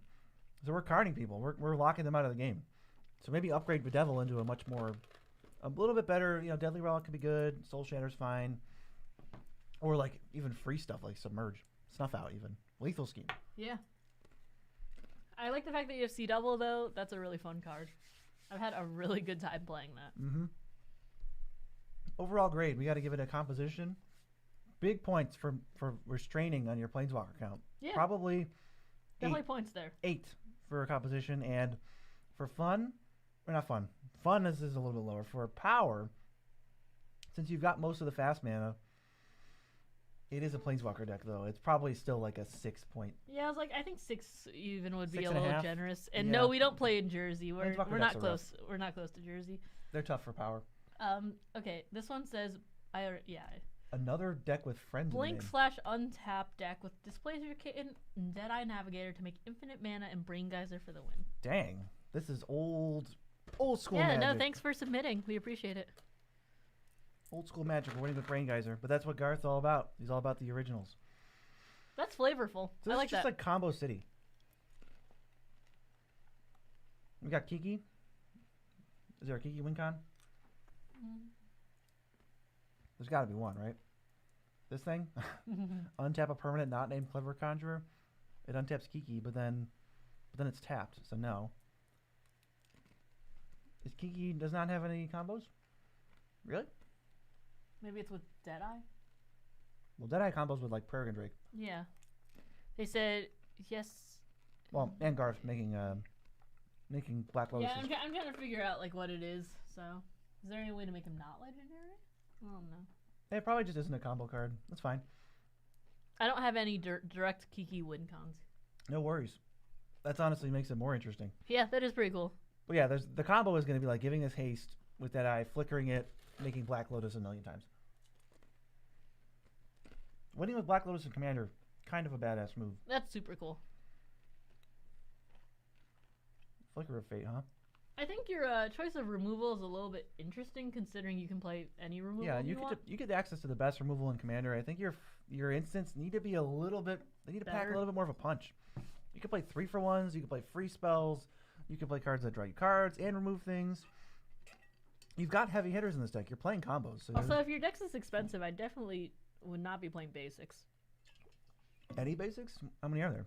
There's like the minimum number. Well, I mean, if you have duels in here, I might be playing. Let's see. They're only playing 6 basics. Okay. But no Fields are dead. What are you doing? Ridiculous. Who built this deck? Someone who's Not never played you. Magic? Wait, no, that's a roast again.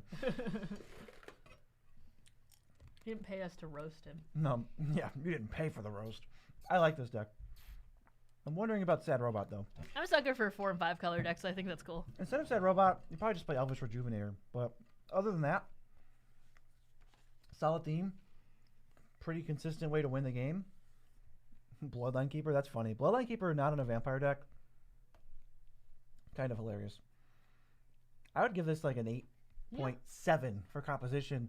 And for power, you're definitely on the lower side. Yeah. Maybe you're still above 5, though. Like 6.2, perhaps? Yeah. Thank you so much, Andrew. We aren't really accepting any more decks at the moment, though, but we will be on later. So if you like message us later, then maybe we could fit it in there. We are streaming later today. Yeah. We don't know when, though, so just put notifications on. Yeah, keep those notifications on. Dina. I love Dina. This one says, "Hey nerds, I'm trying to build a life gain drain deck in Golgari. It's one of my favorite color combos. Don't usually build this style, so definitely open to suggestions. Okay. No restrictions." My only suggestion right now is to cut Vampire Nighthawk forever and always. Yeah, that's not a good one. That's a stinky one. Just very, very stinky. You also have the card you should play instead, since it's like the most obvious upgrade ever. It is Nighthawk Scavenger. If you have to play one of these. If you have to play one, play this one because it's like it's literally Better. exactly Vampire Nighthawk, except it's like a 6/3 and it just gains you a ton of life. It's like a Sarah Ascendant kind of. I don't hate this card, but I do absolutely hate Vampire Nighthawk, which for some reason is a shaman, but this one is a rogue. Okay. I don't know what does this say shaman to you? He's on a ledge. I don't know. Scoot Swarm? Scoot Swarm, what about it? I mean, I think it's there to gain life off of Essence Warden and Social Climber. Okay. I was thinking like that might be a little bit of hoops to jump through though. Jadzi Offshoot, I like it a little bit less. Same with Grim I'm Dancer. surprised you don't have Dina in here. Oh no. Why am I dumb? Awkward. Awkward. Awkward. Well, yeah, I was like, My face went. yeah, my face won. That was my V. Yeah, I love the fact that there's Bellatrix. I mean, this is VZ's wheelhouse, right? Like, Life gain? no, just Golgari. Golgari farts. I love Golgari farts, yes. I love Golgari farts. It is one of my favorite decks. Natural End. You could do a little bit better. I know that gaining 3 life is nice, but it's not. I don't think it's nice enough to stoop to it a little bit. What do you think about this card, B? Well, you gain 2 life, so that makes me, if my I like it a opponents little. also lose 1. Or how about this one? Oh, Green Talisman I can't forgive. And I will also not forgive some of these. I don't think Fountain of Renewal is very good. I think this is interesting, though. How about Culling Ritual? Where's that? I like Culling Ritual. The Memento is cool. Sun Droplet, I guess, is okay. But, Tablet of the Guilds, I would not do that either.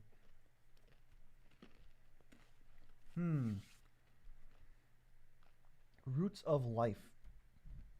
When it becomes... Wow.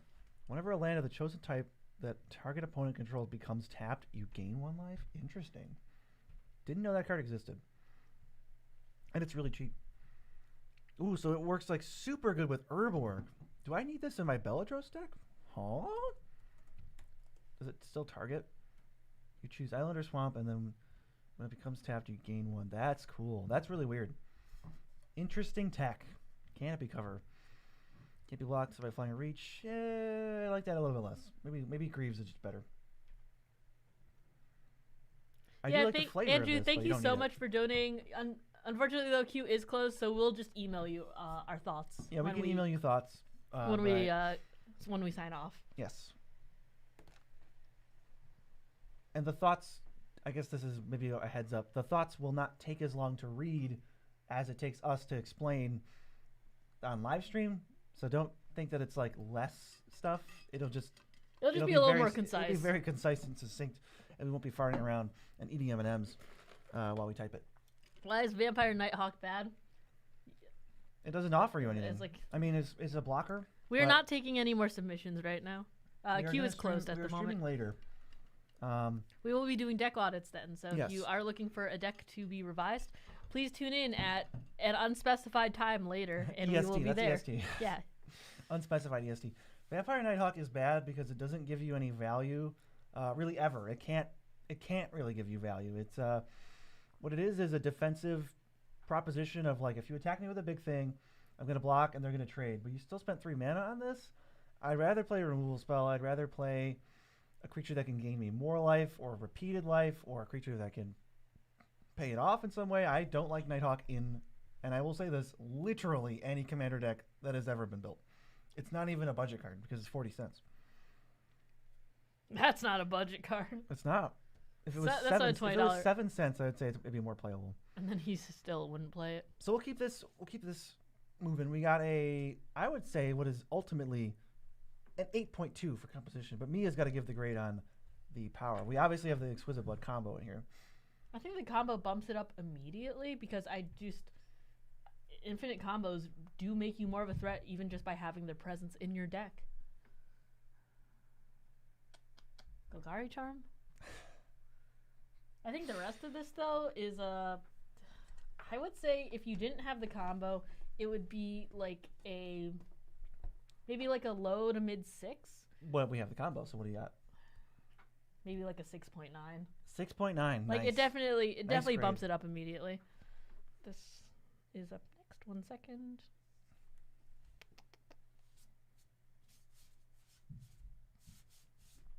So this is Big Mana Dorks. Big Mana Dorks. Is this Raga Draga? I don't Could be. think. No, it's not. It's Mazarek.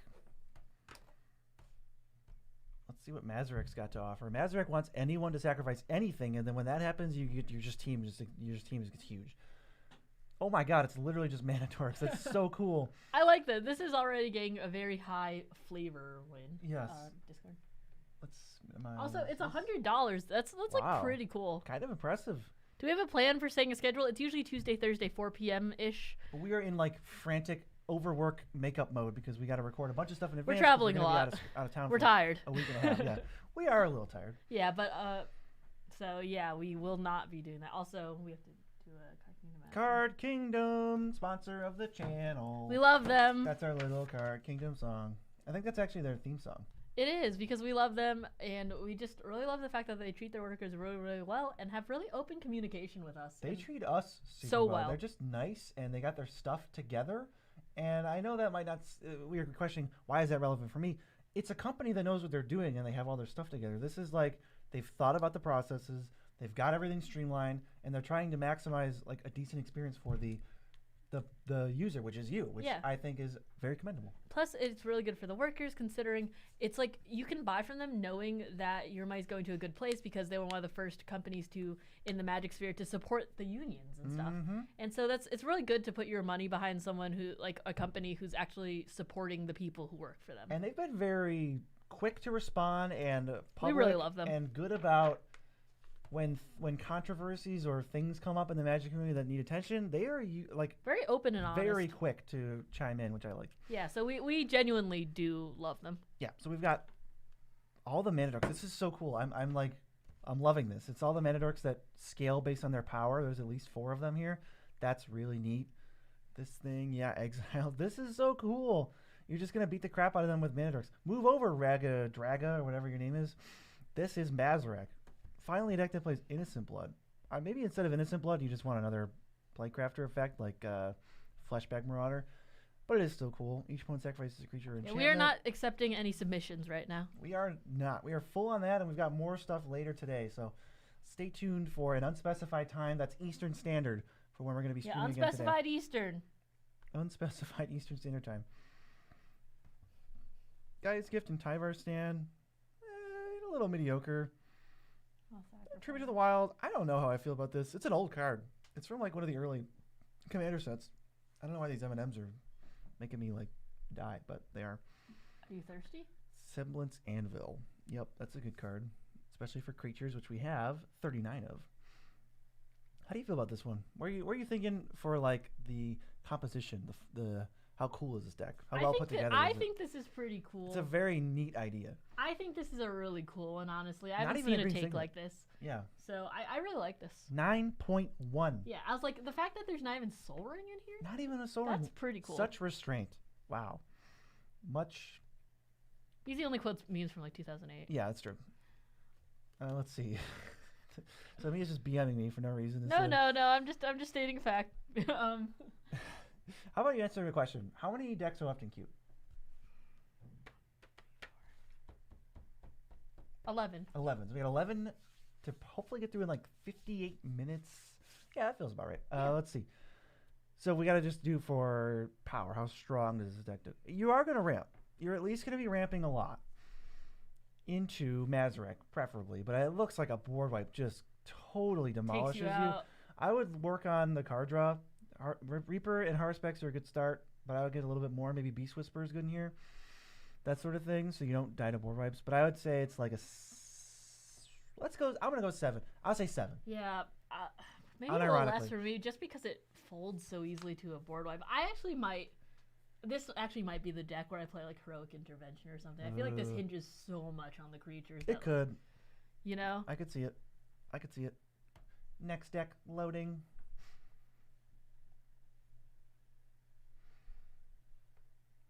This one says, this is arguably my strongest deck. Aristocrats drain and combo with Prosh for commander damage or food chain degeneracy. Not trying to be CEDH. How would you rate this? Ooh, how would we rate this? Wow. Very few creatures.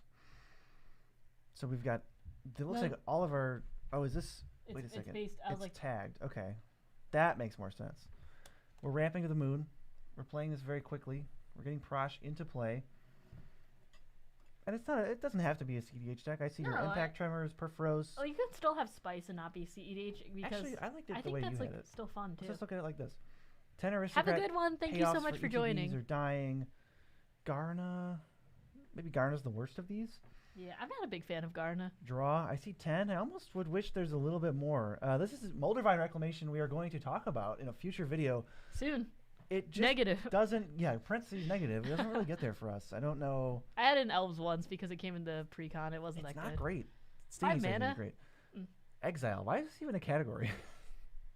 does this deck care about this thing? I mean, No, I these think are all it's good just like cards. miscellaneous, maybe. I would just add these to card draw. Although I guess they are all double represented. Kind of interesting. Lands are cool. Overruns. Yeah, these are all. Vengos is not an overrun. It doesn't give trample and it only targets one creature, so I wouldn't necessarily put it in that order. Heroic Intervention with a deck that's going to be sacrificing so much. Maybe you don't need it. It's not like that Mazarek deck that's trying to make 50-50 mana dorks. You're just playing. You don't care what happens to your The exile's creatures. a global tag from other decks. Ah, that could be it. That could be it. Eternal Witness. Whoa. That looks nice. That is a cool one. An above average amount of owls on the card, but it is nice. BZ once made a short that was like how many birds are on. Shoutouts to you. cards. If you saw that short, And it bombed. no. It did so badly. So if you want to be a No. real NN fan, go watch the short about birds or It was, something. it was like cards that have more birds on them than you thought. I went pretty unhinged. An average short gets like what 60 to 100,000, and this one got like 12,000. It got like sub 20,000. That was part of my unhinged arc where I was doing like. He's still in it. I did a deck for Rick from Pawn Stars. Also got like sub 20,000. Sub 20. They don't like. I was gonna pull up my unhinged YouTube analytics, but that's maybe not the best idea, so I did not do that. BZ. Thank you, B. just to prove. No, you're wrong. I can pull them up. On So my phone, summary don't for worry. this deck would be that you have a lot of good cards, but they are like kind of mixed around with some medium power cards like Mitotic Slime and Compy Swarm, things that are a little bit slower. I don't think Prosh is a slow deck. When you establish a Blood Artist and a Perforos and you start casting Prosh, the game's just over. You just burn them out. So I don't think you're gonna have time to get these cuter cards to do their thing when you're Proshing people for 50, just by nature of like casting him and having him resolve. And you don't even have Field of the Dead in this deck, so minus 1 point for that, but plus 0.5 points for this awesome Savage Lands art. Yeah, to point out, by the way, Rick had 42K views and the Birds one had 22K views. See, 22. You said 12. You cost me a whole 10. It was Rick from Pawn Stars. It was Rick from don't Pawn judge Stars. me. No one liked that short. Don't judge me. No, 44,000 people liked it. Watched it. Yeah. What do you think? How many likes does it have? I bet it's got 1,000 likes. Yeah. Yeah. I think that's high, but okay. It's very optimistic. Yeah, keep talking. Oh, yeah, I'll we're tell running you. out of time here. So we've got, I have to do the summary. I always forget the summary. This is a 8 out of 10 deck that has a few badish cards in it that I think you don't need. This deck doesn't ever need to attack. I think you can just pretty much forget anything like that. I got 2.1K, but everything is negative. Yeah, 2.1K likes. And for composition, it's a cool deck. You're very focused on what you're doing. I'd say it's like an 8. You can't complain about this deck. Yeah, I like that. But yeah, I was thinking that we started at 4 o'clock. No, we We started most at certainly did not start almost at 4 o'clock. 5. So we are, We have about 45 minutes. yeah, we have like 45 minutes before we like have to go. So we probably should have closed the queue sooner. Oh well. It's fine. It's fine. We'll get it done. Wilhelt. Wilhelt is Zombie Kindred. This deck is blinged out almost to the That's max. cool. It looks like. I love. Oh, that's nice. That's what I'm saying. Everything's That blinked. is pretty. We even have All Hallows Eve, $500 card from Legends. This is basically mono black. Why are you even playing blue? Is it literally just for these 5 zombies? Wow. Maybe they just really like Wilhelm. You're committed. You're committed. I like it. Yeah, And I was like, that's a flavor win. does that mean That's we- a construction point. yeah, I'd say you don't need to bother with some of these dual lands if you're just playing basically mono black. But I mean, they have 12 swamps and like what? and then we got coffers and Urborg and all that stuff. And then how many islands? 0. Zero islands. makes sense. I just kind of like what you did with this. This deck is a vibe. It's like an old Magic zombies type vibe. It's also crusty, but like I know that's what you're going for. So that's I like the dedicated crust. Yeah, dedicated I don't crust. like sprinkled in crust, but like Yeah. dedicated crust. I do also Can like. respect. I like this guy's art. Death Baron. That's pretty sweet. That is a nice artwork. Oh, Rotting Regisaur is kind of a bad card. That's the first one that I'm looking at that I'm like, wait a second. I don't know. Soulless One's kind of a vanilla creature as well. If I had the composition's high. Like it's Yeah. 9.5, right? Yeah, or I'd say 9.9. it's under 10, but not by much. Not by much because you really crafted an experience. Looking at this deck as an experience. For He said how- Pride and Joy, All Hallows is should be, signed yeah. by Rush. What? That's literally Nice. impossible to get now. I would say power. We don't have the infinite combo. Big restraint on that. There's no Rooftop Storm. There might be some other combos, but that's the main one that I always think of with Will Helt and zombies in general. It looks like an 8. Or, you know what? Maybe I was a little high. Maybe it's 7.6. I was like, I think it's lower than an 8, but I do think it's got hands. Yeah, you got some tutors. Zombies is value. You've got Grey Merchant. Yeah, they said the Gothic Command Tower is a very nice choice for this theme. Let me see. Let me find it. Oh, this type of like the borderless. I like that. He's also submitted in the next one, too. Oh, wow. Back to back. Let's get your second one. Elish Norn. Ooh. All right. Let's see what's going on over here. This deck is slightly less blinged out, so that makes the other one even cooler. We don't gotta throw our money only into one deck. I have that, too. My Carador deck is too blinged. Kalia is up next, and I gotta get that $900 red mana crypt. Oh, is 900 now? It's down to 900?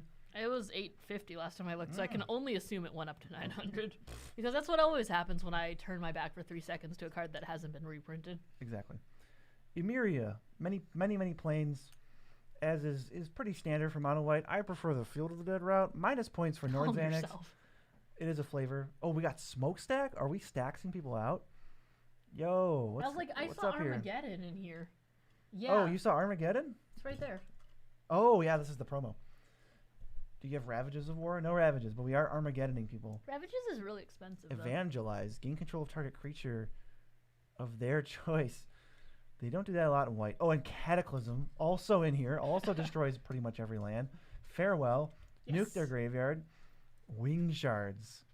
Very hit or miss, but could for 3 mana. Could be good if they've cast spells pre-combat. Smokestack. Wow. There's just a lot happening. I like this deck is Fall of the Thran, another mass land destruction. Another one. You really have a goal to make your opponents sad, huh? Opponents will be sad today. Yeah, you kind of fire off a end step creature production. I would say Grand Crescendo should be in this deck. It's another way to make tokens. That's been a good one lately. It's even better than White Sun Zenith. Benevolent Offering's an option. Is just for some instant speed dudes. You got Decree of Justice. You got some of the other, standard level ones. Timeless Dragon, not the best Magic card of all time, but you probably knew that. I would give this I like the composition of this deck too, and I feel like a snooty snoot for saying composition so much. That's just what I chose arbitrarily in the beginning. It is. Yeah, I'm keen on the land destruction in this deck.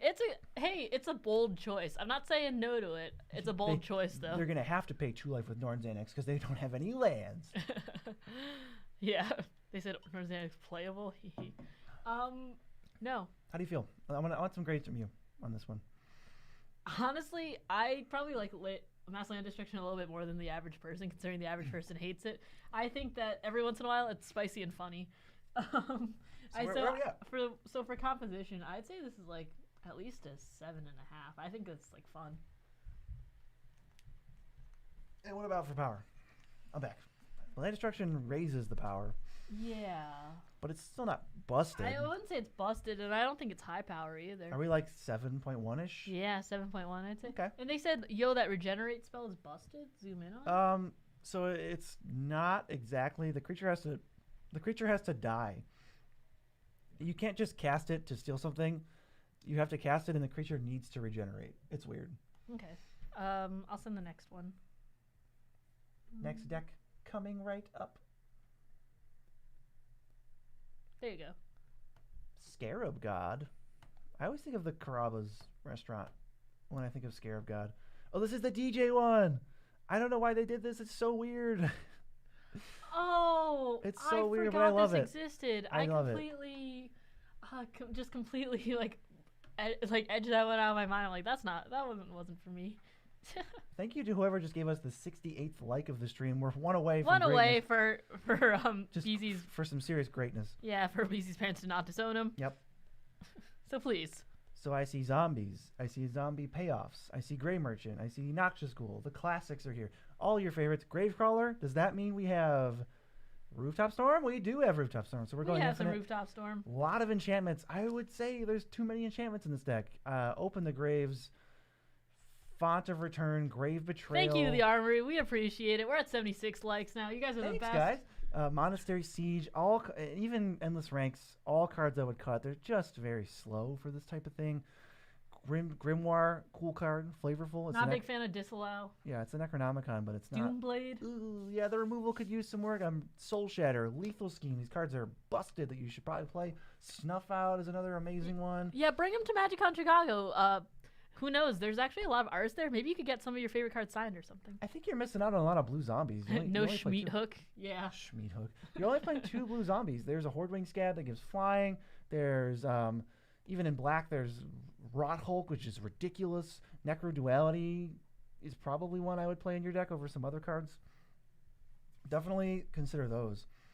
For Elected Adversary, it's a little bit mediocre, right? Yeah.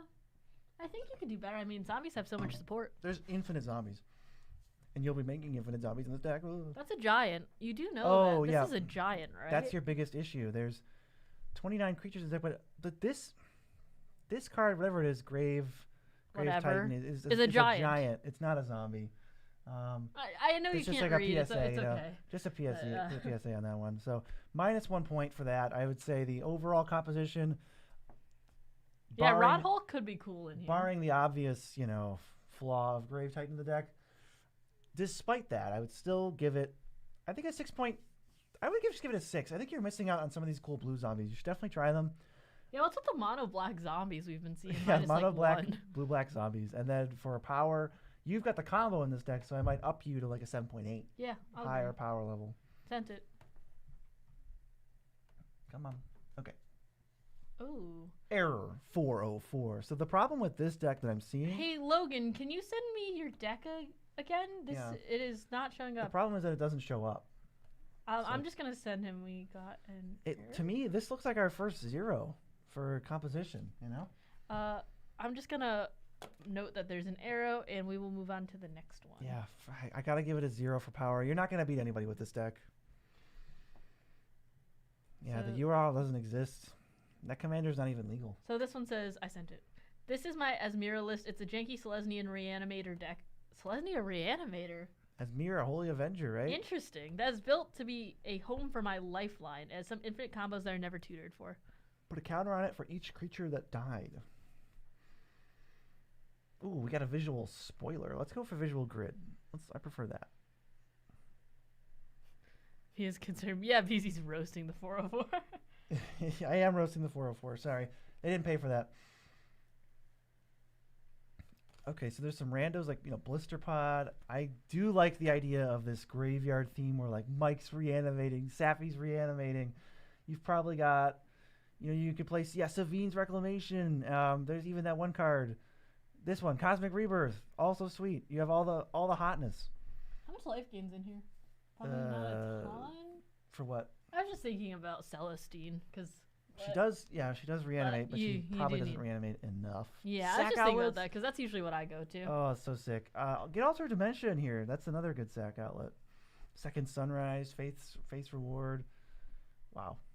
Miraculous Recovery, return something. You're better off just playing Late to Dinner than Miraculous Recovery. That's an upgrade. Oh, it's an instant. Well, maybe not. Maybe it's better than Helping Hand returns. This is cool. I mean, I'm just going to give you a 10 for construction right now. I love that. The fact when you go off color for weird themes. Like, and it still I totally like that makes a sense. lot. It just like all works together. The one thing I think you're struggling with is win cons. You said you have infinites with probably just Nim Death Mantle Ashnod's Altar. It seems probably like you're going to have a little bit of trouble closing with your mediocre beatdowns. Other than that, but it still seems like a rock solid deck. Let's go 10 for composition, like we said, and I think 6.2. 6.2. Yeah. For the cool deck power level. Sent. Hazazon. What do we got, Hazazon? What's cooking? This is the guy who gives you sand creatures, sand warriors, right? You guys are bringing out some weird commanders today. I'm Straight here out for of the it, Disney but vault. they are weird. I think you accidentally put the wrong Hazazon in the deck. There's the other one that plays deserts. So we got the Rampies. It looks like you're just trying to double tokens, which is a pretty fair way to go. We have a Earthcraft Squirrel Nest Infinite Combo, Goblin Bombardment. We've got Ashnod's Altar. We've got other fan favorites. I think if you're trying to go infinite, cards like Perilous Forays are just too slow. I think they're just too slow for this kind of thing.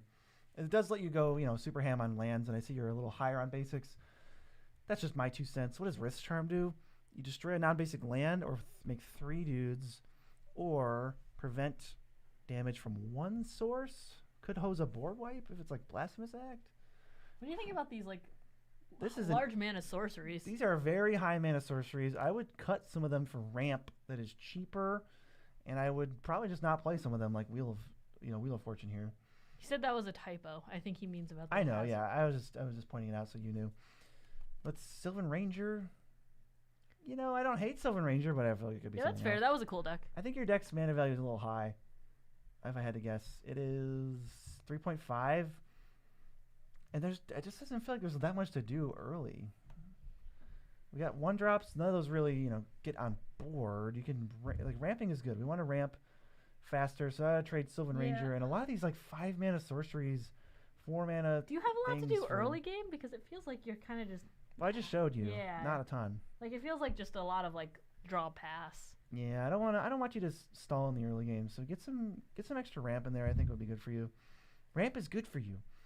I like this deck though. I would give it. Let's get back to the main view.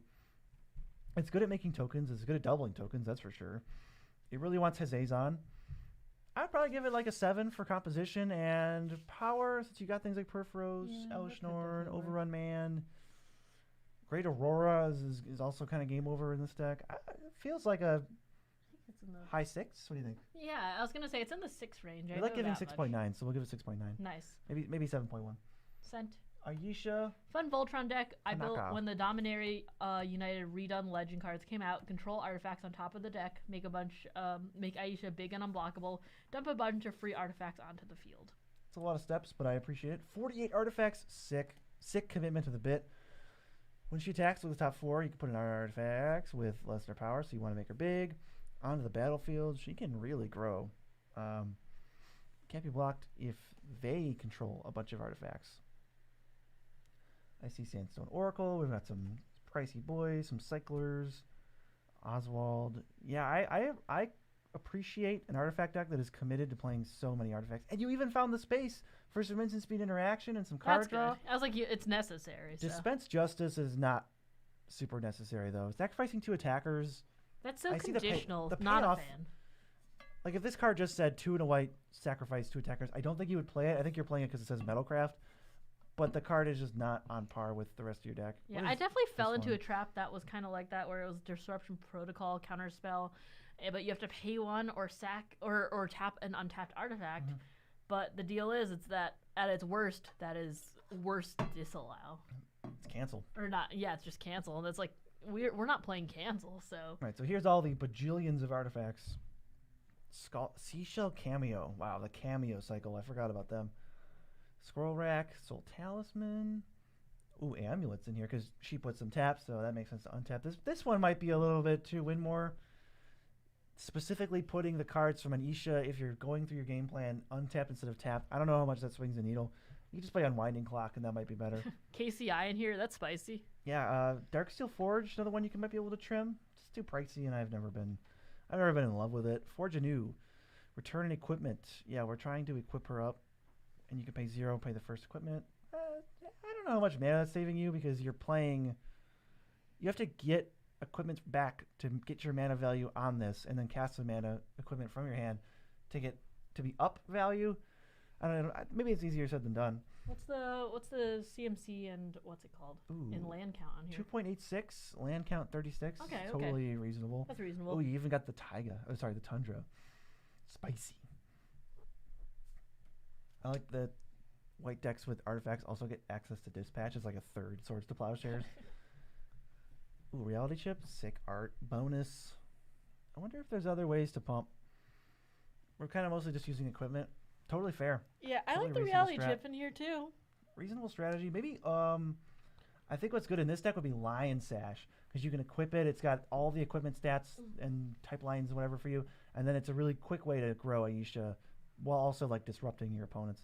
How do you feel about an unironic 7 for power? I think that's fine with me. You've got Shorikai, you've got KCI, you can do things. You can pop off. You're only playing the good swords. You're not playing all the stinky ones. There are a lot of stinky ones.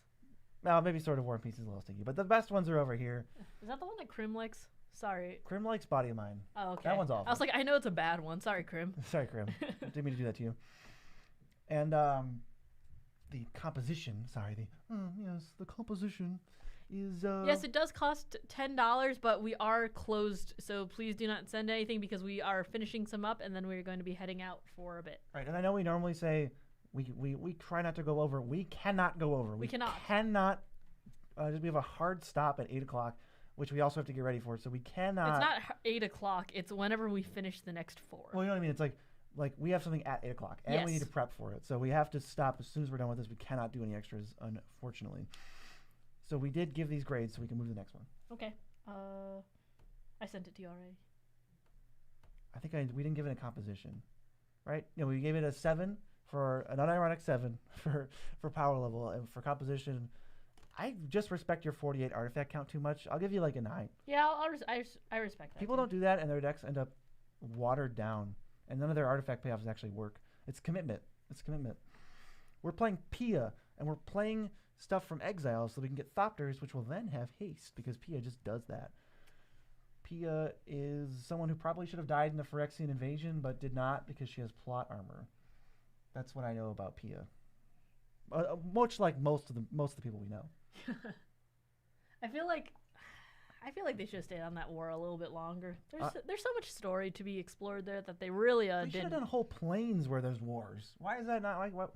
How did Tristani survive the Phyrexian invasion? She's a tree. Whoa. So she could be part of the next story. Murders at Karlov Manor. So she could be a prime suspect. Who done it? That's how, because how would she leave? She's a tree. Yeah, where does she got to go? She's a tree. A lot of the cheaper, usual suspects is here. I love Loyal Apprentice, Esper Sentinel, Dankside, Lion Sash. We just recommended Lion Sash to the last person. How are you feeling about this? Since we don't have any more, cues to juggle, really. So I'm gonna lean back and just stretch for a second. Exile or cast a spell from exile. Yeah, you can talk out loud. So you're trying to make a lot of Thopters and stuff. That's really cool. I do like that. You have the Stone Forts. It's awesome. Okay, that's cool. Oops. That was my bad. A lot of blue cards in that deck. I'm surprised you don't have the Sacrifice and Artifact deal 1. Which one is that? Am I wrong? Or Creature? No, I just mean which one is that? Bombardment? Bombardment? Yeah. Considering... to sack our Thopters. Yeah, I was thinking if you have a board wipe or something and someone plays a big old board wipe, it's like, okay, well, I have 10 things out, just deal 10 somewhere. I think your anthems are ambitious.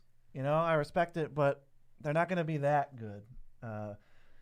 You're better off with Virtue, Inspiring Leader, Tempered Steel, and less so with the Rally of the Ranks and Shared Triumph. Yeah, I would have loved to see more completed Theros gods. That would have been cool. I would have loved to see any sort of resolution with any part of that story that made me feel good about myself. It was all so quick. And another Dispatch player. Dispatch Connoisseur. This one will be harder to trigger, but as soon as you get 2 Thopters, you pretty much have it. I thought there'd be more Signets in this deck. Are you not trying to ramp as much? What's the average mana value? 2.5, pretty low. Still think you could use a couple, maybe 1 or 2 or 3. Yeah, I mean, you are making a couple treasures here and there, but I still think that it could use it. Ooh, it looks like a Rule 0 card here. This card is technically has no function in Commander. You may not have known that. If you did, now you know, but it's pseudo-banned because it doesn't work. You don't have a sideboard, but if you do, it's not a big deal. Unless it says from outside the game. Or does that mean exile? I don't mean to, preach if I'm just wrong. BZ, being wrong. You may reveal a source card from outside the game. Is it? I don't think exile is outside the game, though. I mean... Is it? Can you check the rules? Chat, what do we got for this? I'll check on, Gather or something. Yeah. What's it called? Burning Wish. Oh, I was going to do it. Don't you want to? Yeah, I don't think it's in any Pia decks on EDH Rec, so I don't think this is a thing that works. Because otherwise we'd see it in these types of decks. Can't acquire cards that are phased out. You can't acquire exiled cards because those cards are still in one of the game zones. Ruled on 10/1/2009. Yeah, so this one does not work, but it could be a Rule 0. I just wanted to make sure I wasn't losing my mind. But I love this. I love the low to the ground. You committed. A lot of decks have a hard time committing to be aggressive because they just play... I definitely don't need Leona Abunis, but being aggressive and committing to this helps you actually push through damage. You know, if the cowards put 4 and 5 drops on their decks because they're not confident in their aggression, you are. So solid 9.5 for composition for me. I love that you're committing and actually Commit to the bit. Commit to the bit. For power, I feel like your win cons might be not the most reliable, so I'd probably give you like a 6.4. That feels right to me. Yeah, all or nothing, but that's fine. I got so scared for a second because I saw you were typing in Discord, and I was like, what do they want? I forgot it was you. Daryl. Daryl is the main character of AMC's Fear the Walking Dead. He is a rough and tumble skateboarder who learned He's how to skateboarder? He learned how to love again after he met the love of his life, Francis, in the zombie tunnels. See, love to hear it. I never watched The Walking Dead. I don't plan on it anytime soon. This is proof that you don't watch, because that was just completely from my head. Yeah, why would I watch The Walking Dead? I'm just saying, that was not even close to real. I don't like watching TV to begin with. I think it's kind of boring. CWD's just like, no. Well, that was to that comment. Oh, God. That too. Or it was to the exile rule. It came up a long time ago. We have Daryl. We have a bunch of weird cards. Ratchet Bomb to blow up zombies. Dingus Staff to make sure they take damage when their stuff dies. Dingus Staff is fun. Death Touch on our guy is super strong because we get to snipe them out and draw cards. Repercussion, I hope we're not leaning on it too hard, but Vicious Shadows. Love that card. We're giving them all this crap so that we can kill it. And your interaction is like spot on. Yeah, exile rule. That's good. Your interaction is fire. Yeah, I love Chandra's Ignition. That's a good one. No Aether Flash? Well, let's see what that card even is. Does it destroy all tokens or something? Whenever a creature comes into play, it deals 2 damage to it. Oh, That's something to consider. Pyrohemia's maybe 1 too. I like that. Yeah, he deals 2 to a target creature. When a zombie dies, you draw. I just wish there was Field of the Dead in this deck. You know, not for any particular reason, just because I want it to be. Snowlands feels like a flavor fail because it never snowed a single time in Walking Dead. There was that scene. Scene in the armory where they were arm wrestling. He says, and it was snowing outside, and Rick Grimes was crying. But other than that, I have 16 pyro effects. It's slow. It's slow. It's fine. It's cool. It's fine to be slower sometimes. You're slow and steady wins the race. You got to set up your super cool, zombie removal payoffs so that you can draw all your cards. But I like the theme of this. Maybe Anger the Gods. That kind of doesn't work with you, right? Because maybe that's a nombo. Because zombies would not die; they would be exiled. So you would not get your cards off that. So maybe that one I would cut. So composition, Daryl's sweet. He's a really cool skateboarder. I would say 8.4, pretty high. But there's maybe Anger the Gods is like kind of a nombo. And then power. This is definitely a slower deck. It's a little bit. It takes its time. I give it like a 5.9. I don't think that's bad. I think this deck is, for what it's trying to do, really sweet. Yeah, I think it definitely hangs around that level, but it's fun. Also sent it. Yeah, that's what we got you. We're here to notice things. Getting a second pair of eyes on this is good. All right. Is this the second last one? Yeah. Okay. Zurgo and Ojutai. When your dragons hit, you get to draw a card. So this is a dragon kindred deck. 3.39 average mana value. Let's see how many dragons we have. 24. Decent count. Probably not too many of the cheap ones. A couple changelings. Dragon turtles in here. All right. All right. Yeah, Daryl's a monkey companion they rescued from the zoo. Yeah, they changed his name to Daryl. His name was Boots originally. Stay tuned for more, improvised Walking Dead lore. No, we are not taking submissions right now. No human being watched the end of that show. We're gonna be gone soon. We're gonna be gone soon. I'm like that's like a cryptic message to my son. Like, I'll be gone soon. Literally every single time. Don't trust the butler. Instead of saying good night, my college roommates and I used to say good luck in the night and like make weird eye contact and then leave. So that's not good. That sounds like some old timey stuff. Well, good luck. Hope you wake up tomorrow. Good luck. Hope you wake up tomorrow. Not everybody does. Oh, okay. It's not wrong. I feel like you maybe went a little bit overboard on these mana rocks. Like, there's so many here. The 2 drops, sure, I can totally get behind it, but like, I don't think you need Curse Mirror. I don't think you need The orb, I don't.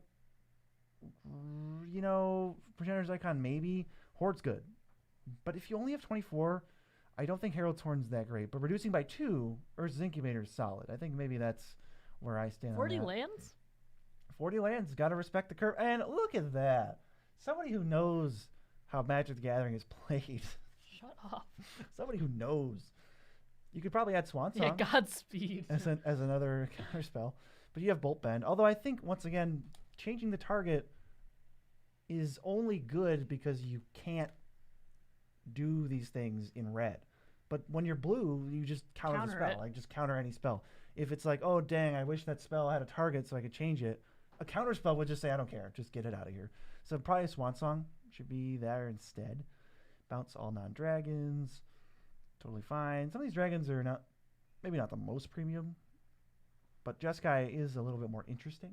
So if we got like the flavor for it. Yeah, if we're in a more interesting color combination, props for trying the build arounds and doing that sort of thing. So I would say 8.6 composition, and your power ranking is maybe like a 6.3. 6.3. You heard it here first. I don't know where else you would have heard it. Ooh, redacted for our last review. Look at Why this. don't you choose your preferred layout on the top? Is there a Moxfield? Where's the Moxfield button? Where's the Moxfield button? We got ads. We got another ad. We've got. I'm scared for our computer. I'm scared for everything. Let me get this chat visible. Yeah, am I gonna get a virus from this? Send your best wishes to us for this deck. All right, so we got Tuvasa. Tuvasa is an enchantment.